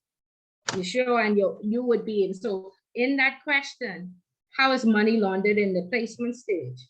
Of course, we'll say it's derived from the criminal activity. It's infused in the financial system. There are 3 stages, blah, blah, blah. And then you go on to give an example. And there are loads of examples all on the internet. According to Tribune 242, on this date, it was stated that this happened. According, or Ms. Bullett's story or what have you. But do we understand that when persons walk into the bank, they are to establish a profile, and anything outside that profile is considered suspicious? Red flag. Yeah, red flag, correct. Okay, and the book has loads of examples that you could, in your spare time, and you put these into Google and the whole thing pops up, okay? So like I said earlier, under money laundering, and another very popular question on the exam, there are 21 crimes. And so the question normally asks you to describe some of these crimes. And these crimes are fraud, theft, counterfeiting, drug dealing, corruption or bribery, breach of sanctions, people trafficking, tax evasion, and smuggling. And that's only a few, right? So they normally ask you to describe 3 or 5. So you would say what theft is, and then you would say, according to the Nassau Guardian, on this date, they robbed NIB, or they did this, or George Floyd took a $20 counterfeit note into a grocery store and hence lost his life. Okay, so there are many examples out there on the internet. Okay, and under the Proceeds of Crime Act, these crimes are referred to as identified risk. Okay, and so when we get to looking at the laws, we will see how the law is very complex and why you always need a lawyer. They talk about instrumentalities. They don't just say the predicate crimes are. They say identified risk. So corruption, cybercrime, human trafficking, all of these fall under it. And there are various offenses under the Prevention of Bribery Act, the Proceeds of Crime Act, the Anti-Terrorism Act. Okay, but when we get to the law, we will look at, I think that's section 3 or chapter 3, we will look at those various offenses. Okay, so in a nutshell, 3 stages and your examples, and that's chapter 1. Go ahead, Campbell. Hi, good evening, everyone. The terminology identified. I can't hear you, you're a bit muffled. Sorry, okay. So the predicate crimes are also referred to as identified risks, right? Sorry, you said the predicate crimes are referred to as They're also referred to as identified risks. risk, yes. Right, okay. And so I'm assuming those are, they are criminal acts. I can't hear you. Oh, sorry. I don't know what's happening. That's better? Yeah, that's better. Okay, maybe my signal is weak. So those predicate crimes, identified risks, I'm assuming they I are can't risks. hear you again. Oh, okay. All right, so what I'm trying to say is those are identified risks. They're crimes, right? They're outlined in the Proceeds of Crime Act. In terms of money laundering, they're also referred to as identified risks to, I guess, the jurisdiction then, Correct. or the financial system, Yeah. right? Yeah. So it's a Correct. why. So that particular terminology, identified risk, broadens, I guess, the scope. Or it helps. Well, Yeah, not so it help, just but it covers legislated that. throughout the legislation, yeah, Right. right. In case, it's updated, they didn't, unless a new crime comes out, they already have 21 listed, right? So that identified risk, I had a coworker who was charged with insider training, and at the time he committed the crime, it was not on the book. So he it was a crime, and he won his case because, so that's why they have a generalized word that it would fall under any identified risk. Right. Okay. I think I know of that case also. Right. Yeah. Right. My good coworker. Okay. But it over the years, a lot of persons had to take a licking in order to comply, because some things that were cultural, you had to learn that may be our culture, but you have to fall in line. Correct. Right? So Correct. yeah, you have to fall in line. So I guess I understand now why a lot of FTF encourages jurisdictions to continually look at their predicate crimes or identified risks, so nothing falls outside the net. Correct. Yeah. Okay. Correct. All right. Thank you. Okay, good. Very good. And thank you for bringing that up to our attention. Are there any questions before we move on to chapter 2? Sorry, I meant to lower it. Okay, yeah. Are there any questions before chapter 2? Was that clear enough for us to retain it? I don't want to give you too much more information, but important parts are to know the 3 stages, give some examples, and then know what the identified risks are, the predicate crimes that fall on the money laundering.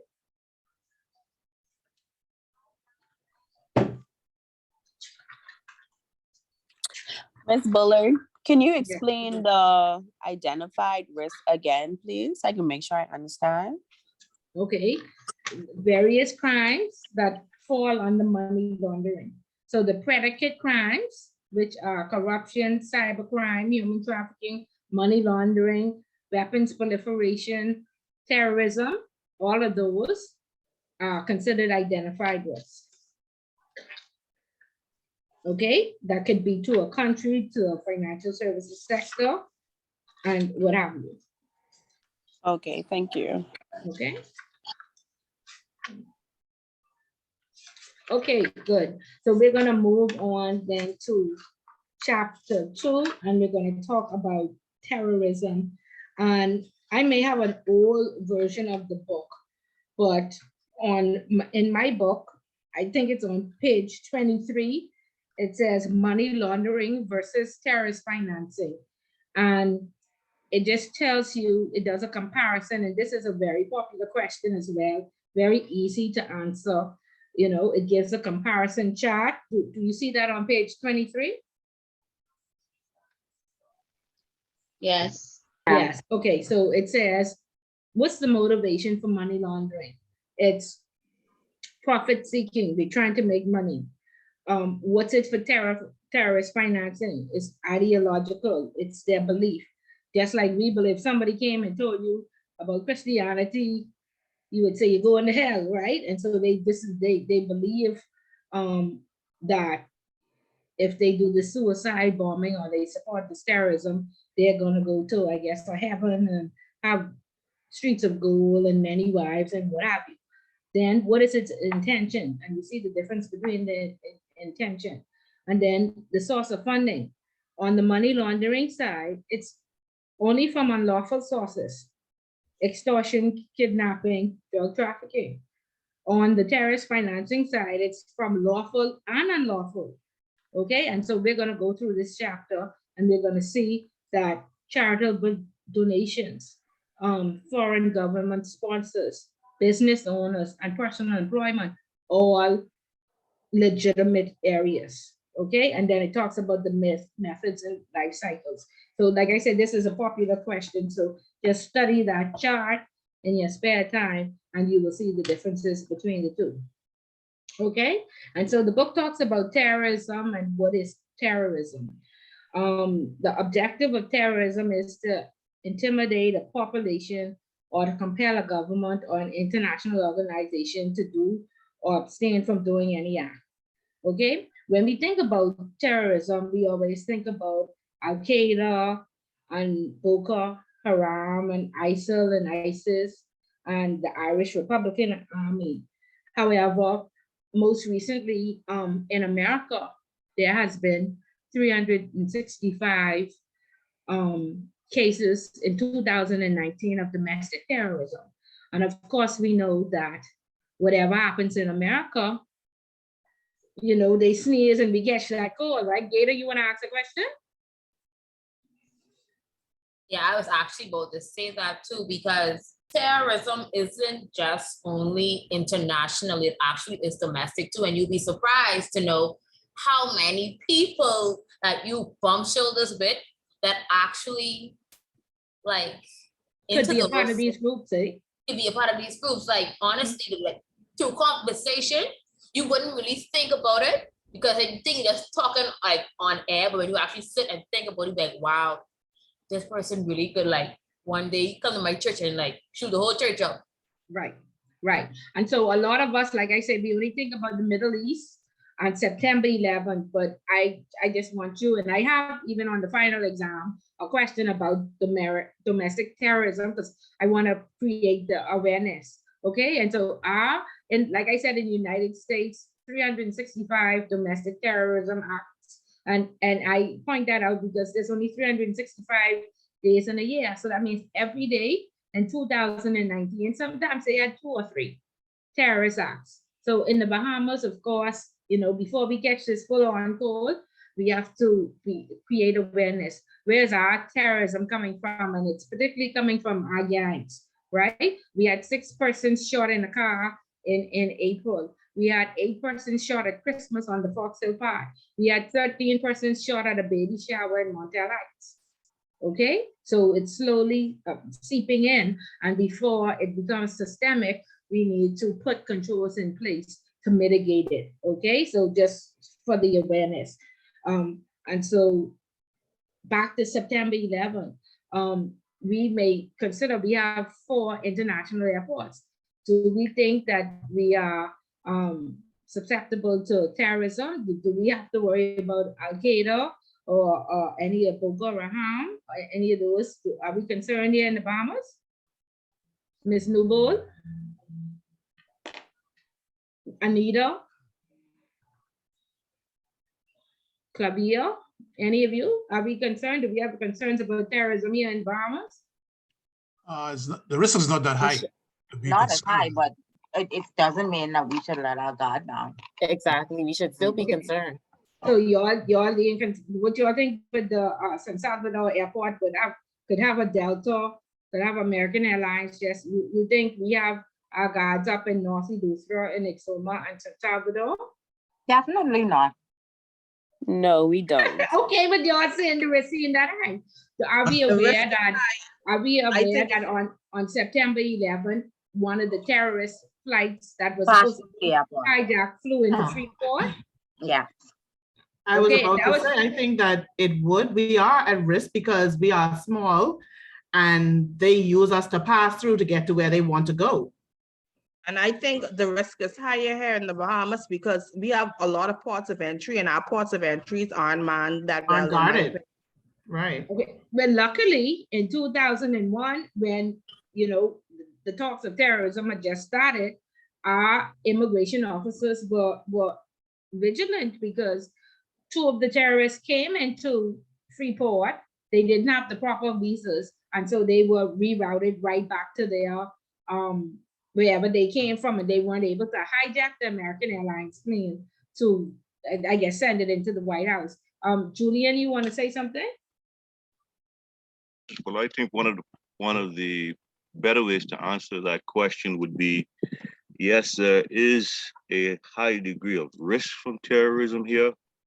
It's the lack of awareness and the lack of information being reported to the general public in such a way that not to scare the general public, but to give them a heightened sense of awareness by ways and means of, how should I put it, sanitizing some information in such a way that they know what to look for. When you produce or speak to the case of the 9/11 bombers, the issue for the immigration officers in that matter was a generic one. There are hundreds of people, or thousands of people daily that come in with similar circumstances like those individuals did. And all of those persons are turned around daily. So that is a general process for any immigration officer. What could have happened there if they had a higher sense of awareness would have been that those individuals would have been detained and then routed through another layer of security systems and a higher security echelon where they were detained and handed over to the proper authorities. So again, I say the risk and the level is high based upon all of the factors that a number of the students have put forward.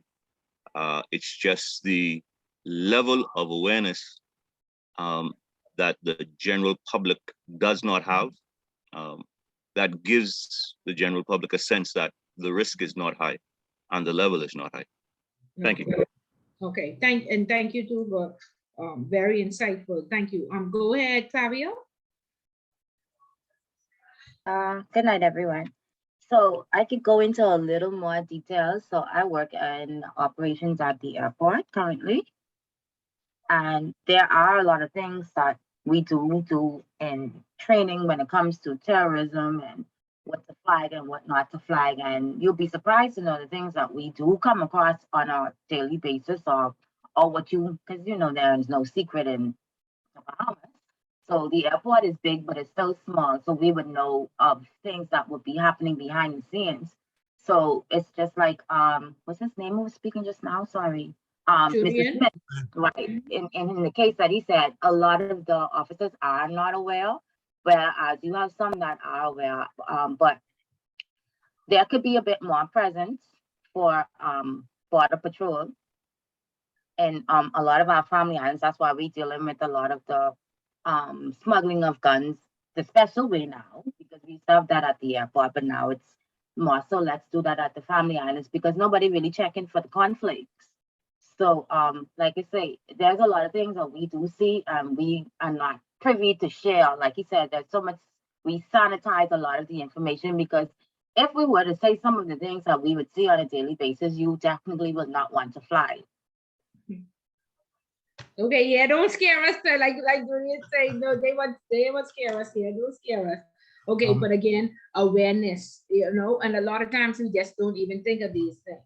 Okay, be in shock. So we want to be aware and we want to do some research. and with hopes to put controls in place before. Because like I said, something happened, we very good at being reactive. We need to try and be proactive, okay? And yes, go ahead. Sorry, Ms. Bullitt. I could add too. Let's look at the scenario in our country, the Bahamas, with the Haitians passing through illegally. We don't know who else coming on those boats or what is on those boats that are coming into the Bahamas. Okay, but we not look at them. the Did we situation. not see the McGaffey guy? Yeah, right. Look at the situation with the killing of the Haitian president. Those Colombians were able to get into Haiti and carry out that operation. Yeah. So yeah, but I think we pay attention to the wrong set of people for too long. McGaffey came here with all those high-powered weapons. Another guy was caught in Staniel Key, and the name of his boat was How to Get Away or something to get away. Somebody. Yeah.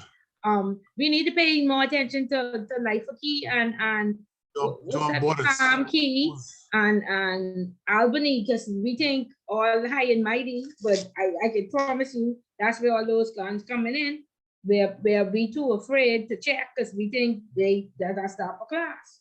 So I think we need to check them all, but especially like the check, Miss Bullitt. They aim it to just like tip. Oh, there you go. Because the McGaffey guy, the McGaffey guy recorded and said, "Let me give you $1,000." Exactly. They just like tip. Okay. Well, thank God those officers with September 11 back in 2001 didn't take a tip that day. Thank God. Because the Bahamas would have been finished from there. Okay. So why do terrorists, and this is another popular question, why do terrorists need this financing? Okay. They need it for recruitment, they need it for training, they need weapons, materials. We know it comes for legitimate and illegitimate businesses. They do drug trafficking, they do self-financing through sympathizers, smuggling. Apparently in Afghanistan, they collect taxes as if they are the government. And like if you want to go over the Paradise Island Bridge, you pay them first to get halfway through the bridge, and then you pay the bridge toll, so they do all sorts of criminal activities. But we talked about networking, and we remember that bin Laden lived for 10 years. So of course the US said he was responsible, because he was the mastermind behind September 11. And this is the important, we don't want anything else from bin Laden except that we want a network as strong as his own to do good, okay? Because I always say, if I lose my job and I tell my mommy, me and my 5 children and my 5 husbands coming to live back in her house, first of all, she asked me if I'm crazy. The next day she could say, she could buy me the newspaper and she said, girl, you looking for a job? And then she could be asking me when I leaving, right? That's baby mothers. Bin Laden was able to live for 10 years. He needed insulin. He couldn't open a bank account anywhere, and he could not work. But he was able to live comfortably in a 2-story house. They show off steaks and lobsters and the best wine with all his wives and all his children every day for 10 years because of his network. Okay? And so this is why I say go out there. Sometimes you don't need money. It's who you know. And again, we don't want anybody to just give us a chance. Like I say, there are 22 persons in here. We'll all be educated, and we'll all leave with the same achievement. And I know Margaret been in a couple of my classes. John and Patrick, I never have men in my class, and now I have 2 men, and they've been talking all night. Very true. Them. I hiring them just for being here. And that's just how it works.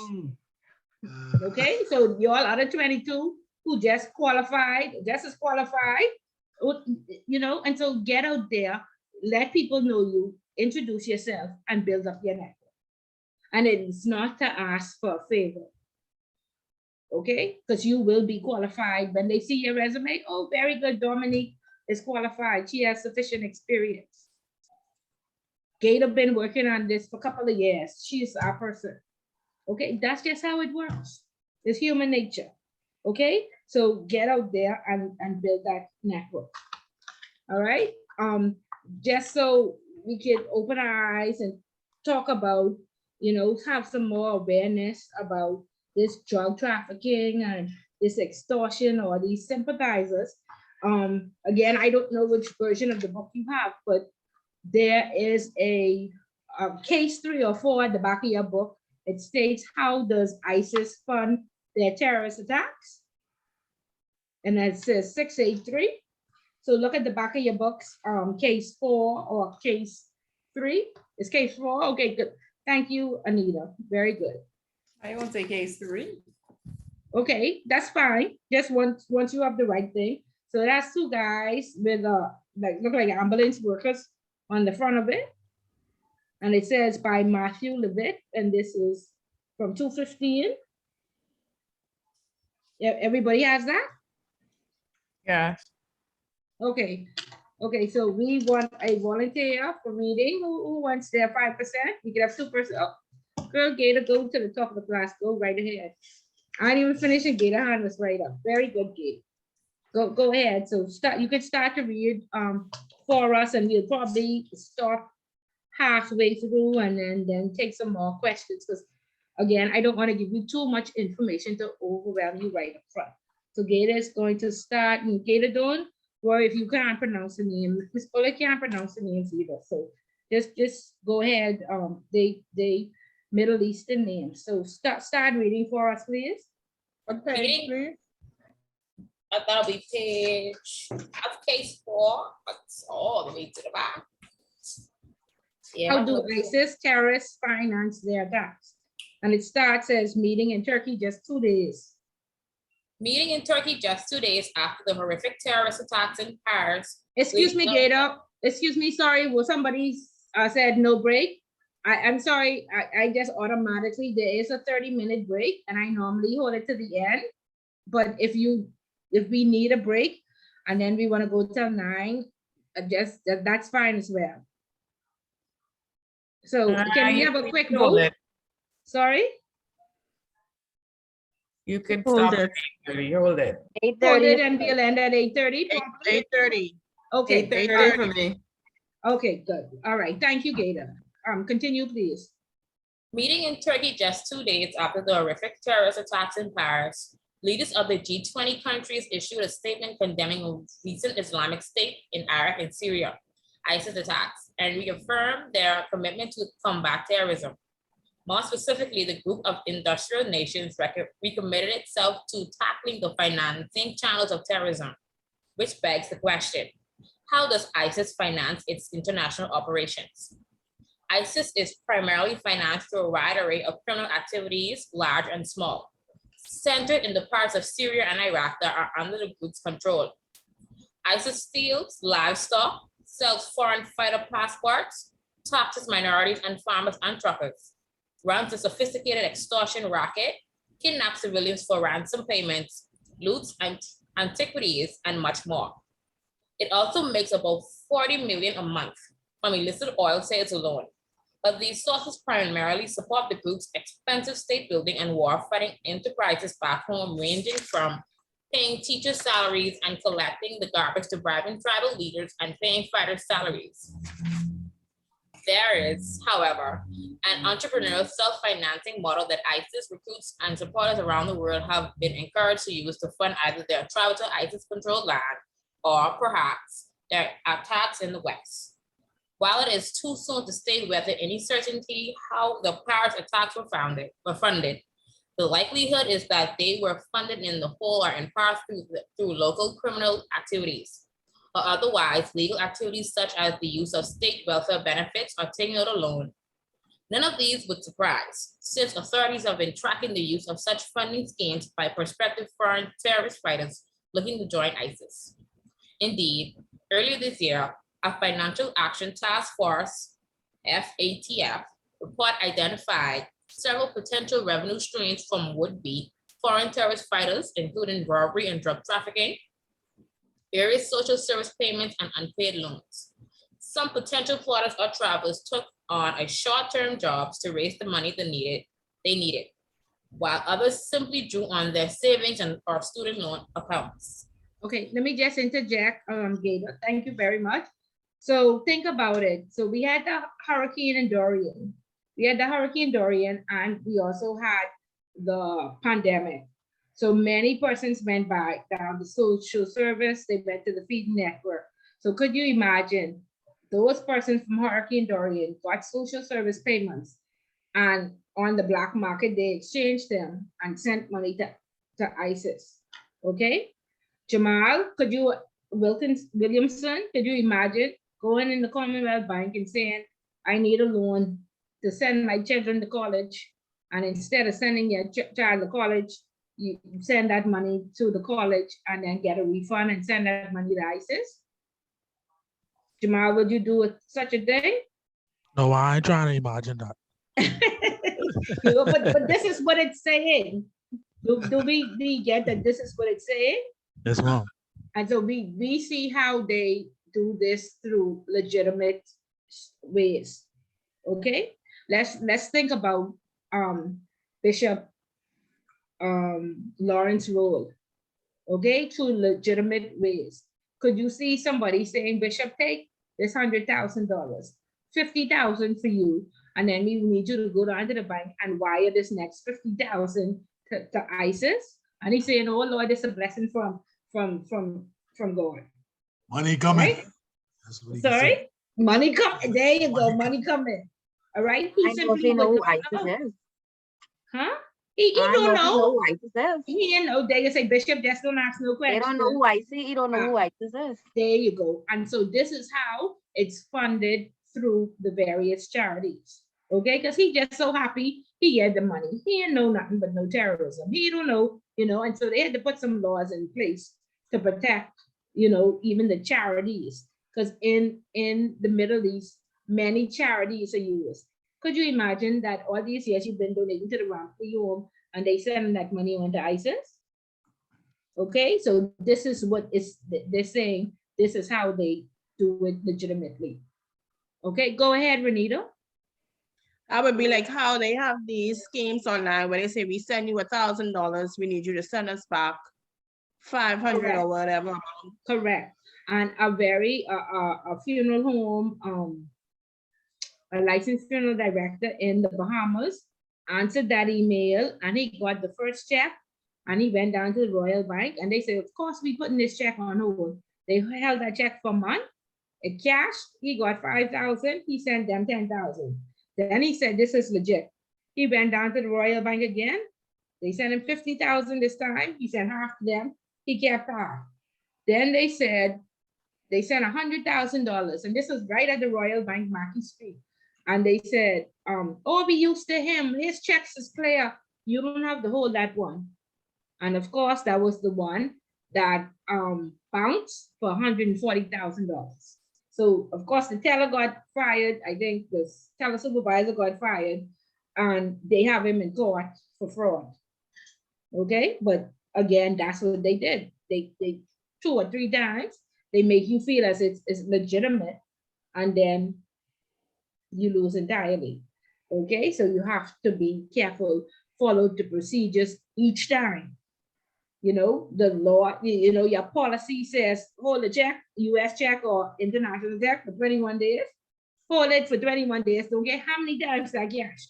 The one time you don't hold that is to be the time it bites you. So be very careful. Okay? Okay, continue on, Gator. Consider a few examples. Michael Zahar Bibu, who murdered a Canadian soldier before attacking Canadian Parliament buildings in October 2014, worked at one of the Alberta oil fields to raise money for his attempted travel to Syria. Petty crime has the potential to bring in sufficient funds for a homegrown attack or transportation to a combat zone as well.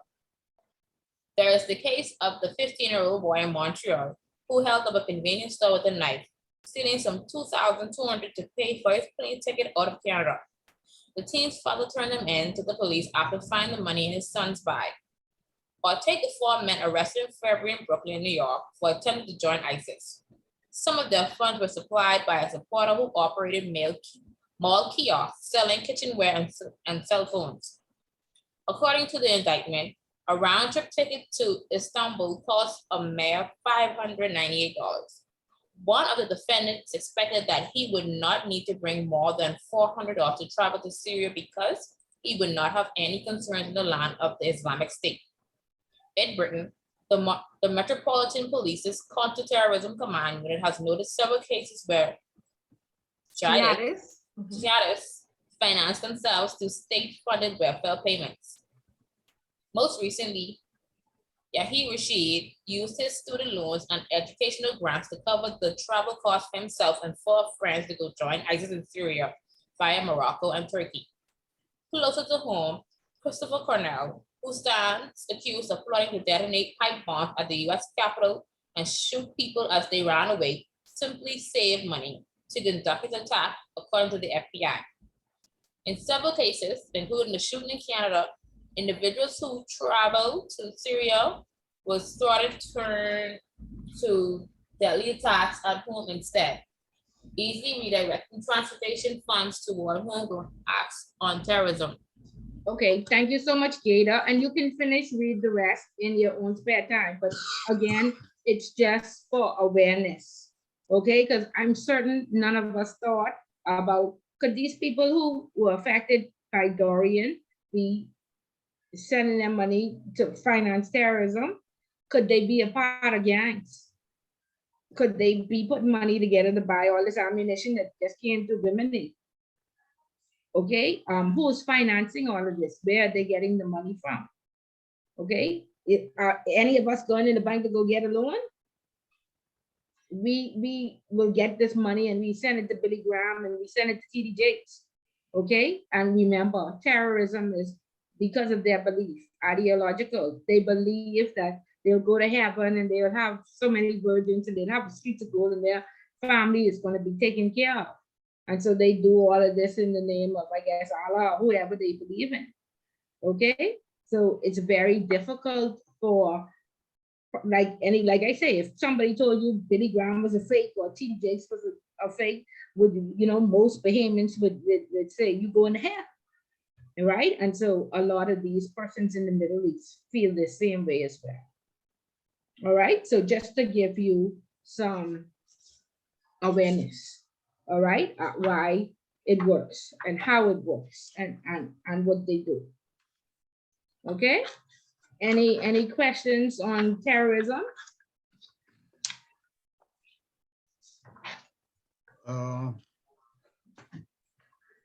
Would take an example, the country of Colombia, FARC group who's fighting the government in Colombia for, I think, a position or to be a part of the government. I think they resort to terrorism to meet their goals or achieve their goals. Yeah, some of them do. I mean, it look like most of these communist countries, they resort to terrorism if their goals are not achieved. So that seems to be often. Even in China, when the pandemic started, China had reached out to the United Nations and asked the United Nations if they could kill 20,000 people. And the United Nations was outraged and they said that would be a form of terrorism if you all did that. And they said, well, these persons are sick and we have nowhere to put them. And they built a hospital in 2 weeks. Right. Yeah, and so could you imagine if the United Nations had allowed them to kill 20,000? They would kill 100,000. They was trying to go low for what they really wanted to do, right? But they did not want to spend the money to build that hospital to house all those persons. Okay, so yeah, these countries, you gotta, what their beliefs are and how they operate. Yeah, the famous group I think was back in the day was the IRA. And yeah, but they have many little groups now that we saw, with the insurrection that happened on the US Capitol, these Proud Boys and all these different groups of, like, at least 5 domestic groups popped up. that came out of that insurrection. Yeah. Okay, so just an overview again of, you should understand what money laundering, an overview of what terrorism is. You should know what crimes fall under money laundering. And then there's a comparison, like I said, on 24 about terrorism versus money laundering again. How do they finance these terrorist acts? What are their objectives? So they're the key takeaways from what we discussed. Go ahead, Gator. Okay, so reading over the homework instructions, I see you have 4 questions. For number 2, it says mandatory. So with number 2 being mandatory. No, that's a mistake. If I have, let me look at it. That's a mistake. I was supposed to delete that. Yeah, sorry. Yeah, thank you for looking at that. What happened was we used to have 2 questions too, and one was a mandatory question, and then the second one was graded, but no, it's just one. So just thank you for pointing that out. Please disregard mandatory. So you can choose any one of the 4 and just one essay is due.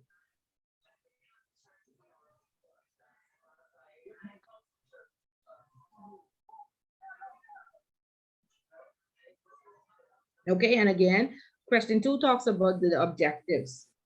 And of course, we know safe haven, for recruitment, to buy weapons, for them to travel.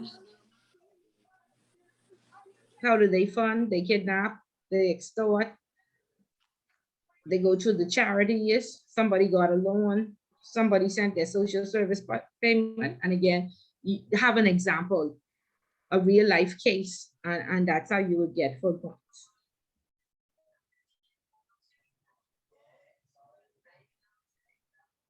Okay, Jamal, go ahead. Ms. Bullard, quick question, last question, but the homework with the 4 questions, right? Let's just say someone was submit all 4, and is it possible to get all 4 of them graded and the best one be taken as my no way? Okay. No, you pick one, you get a grade for one. If you want some feedback, if you do the other ones, we'll give you feedback, but only one will be graded. Okay, thank you. Yeah, and they have all passed exam questions. And on the exam, they all work 10 points.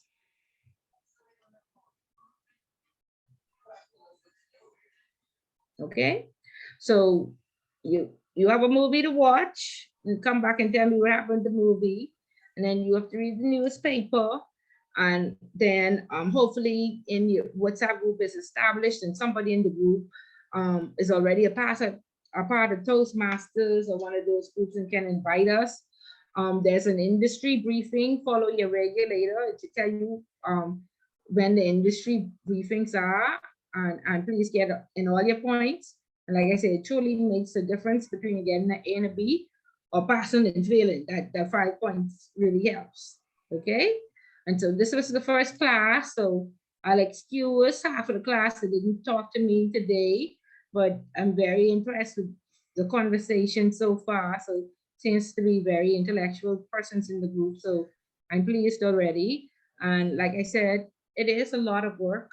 It is very comprehensive. I'm not going to downplay it, but at the end of all of this, we will know how to scale it down, pull out the meat, and it's definitely achievable.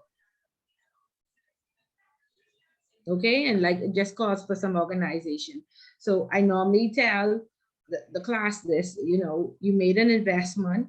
We could have gone buy a trip to Miami, Easter coming up. We could have gone to the Family Island, bought a new purse, put down a down payment somewhere for something, but we took our monies and we brought it to the Institute and we made an investment into ourselves.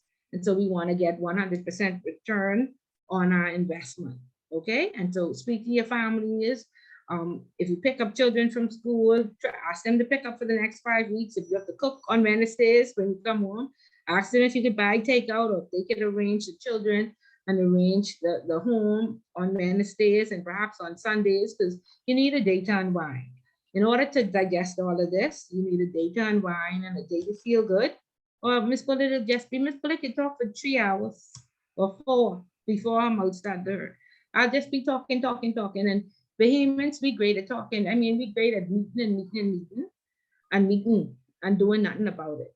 So this calls just for a little bit of organization. So I hope some of you don't have the children sitting on your laps or waiting for dinner, or, because all that becomes very overwhelming. So if you have somebody to help, or perhaps find somebody to help you for the next 5 weeks, and all of that will make this easier. Okay, and when you go to your institution, start to ask questions and start to apply some of the things that you learn. Because it's surely an investment and it's going to be worthwhile. And if you have 5 weeks now, your significant other can have 5 weeks later. Just make some promises and follow through on them. Again, most institutions pay for this course for you, and so they do offer you study time. So before, we already know the exam is on April 20th. We're gonna close our eyes and open it, and it's gonna be April 20th. So go now and ask for study leave, and if they do offer study leave, it's normally 2 days, and then put your study days in. If you see you getting towards the end and you need a little bit more study time, then take a vacation day or family responsibility leave day. That Wednesday of the exam, please don't try to go to work. If you have to go to work, then get off at 12 o'clock, because you need to unwind, feel good, and because it take you half an hour.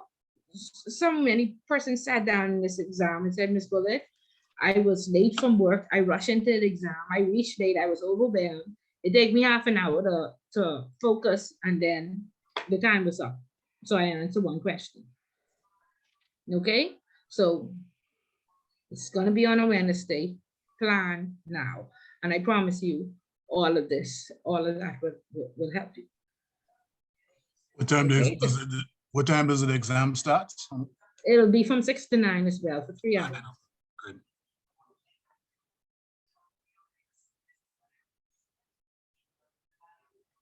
Okay, so just organize yourselves and organize home and work. You can even tell your supervisor, I'm in a class, need some extra time. Need to take my lunch hour so I'm not rushed and fighting the traffic and the children, and all the things that happen in life that overwhelm you.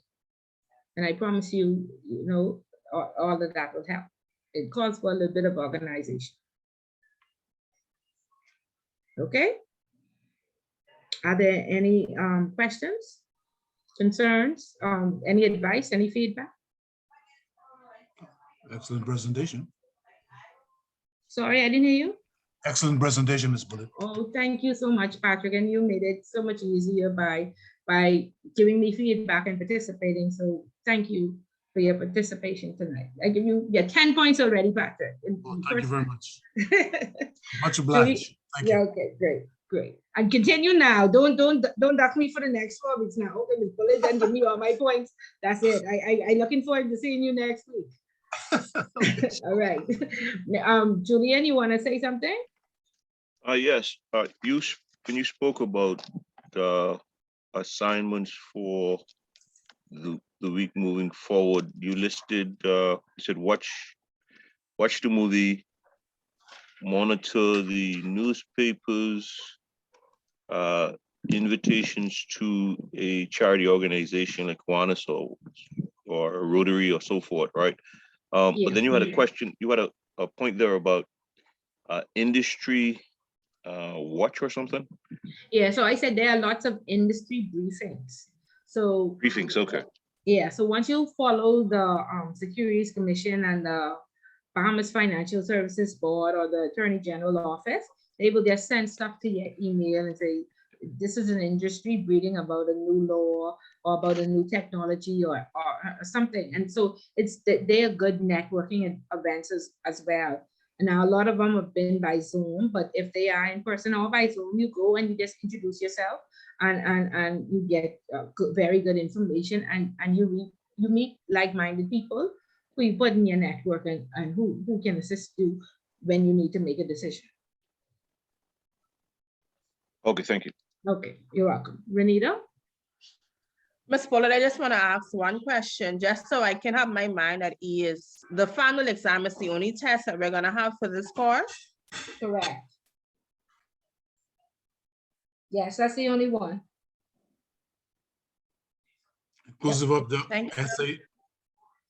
The essay is homework and it's open book. Yeah. So that you should get 100% on it. So it, like I said, it's an easy 30 points that you walk into the exam with. Now, I've had people report, Miss Bullet, oh, Miss Bullet didn't give me my points for participation, and I did talk, and I had people where I said, I was calling out Miss Gator didn't respond, no class, okay, and it's being recorded, so you all don't go report Miss Bullet so you all can get your points. You all talk to Miss Bullet, I know all your names by the end of the class. If you all don't talk to me, I can say, who? I don't know no Miss Gator. I don't know who she is, never heard of, never meet her before, but I know Miss Gator in the first class. And she has been excellent as well. Ms. Bullet, the questions for homework, you'll send us to us by email and before the night is out, right? No, you didn't get the welcome message?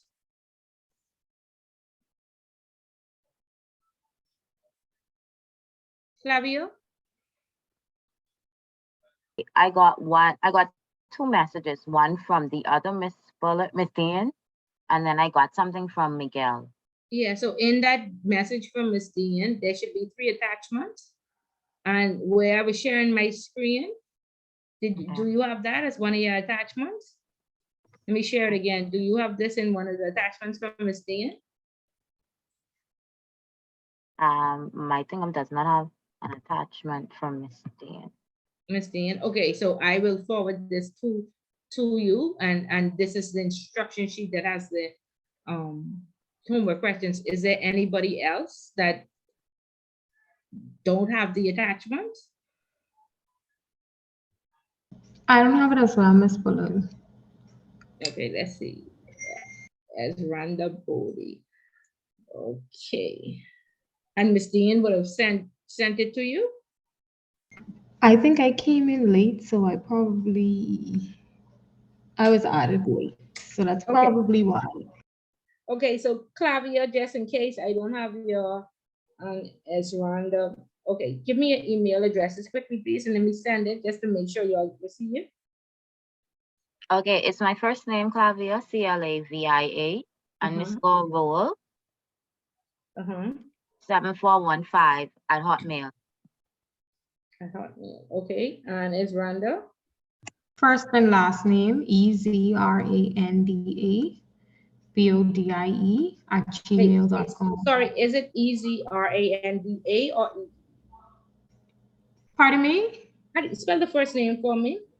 E, Z as in zebra, R, A, N as in nice, D as in dog, A as in apple, Bodie at gmail.com. At Gmail, okay. Okay, just before we go, let me just flip this to you to make sure both of you received it. And then forward.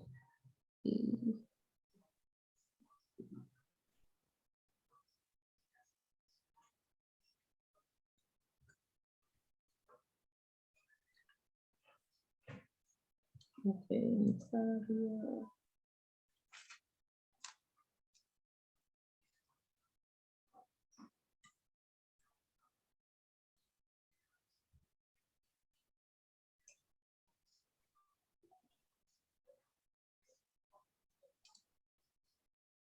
Okay, ladies, I just sent it. Please confirm that you received. And you can see the attachments.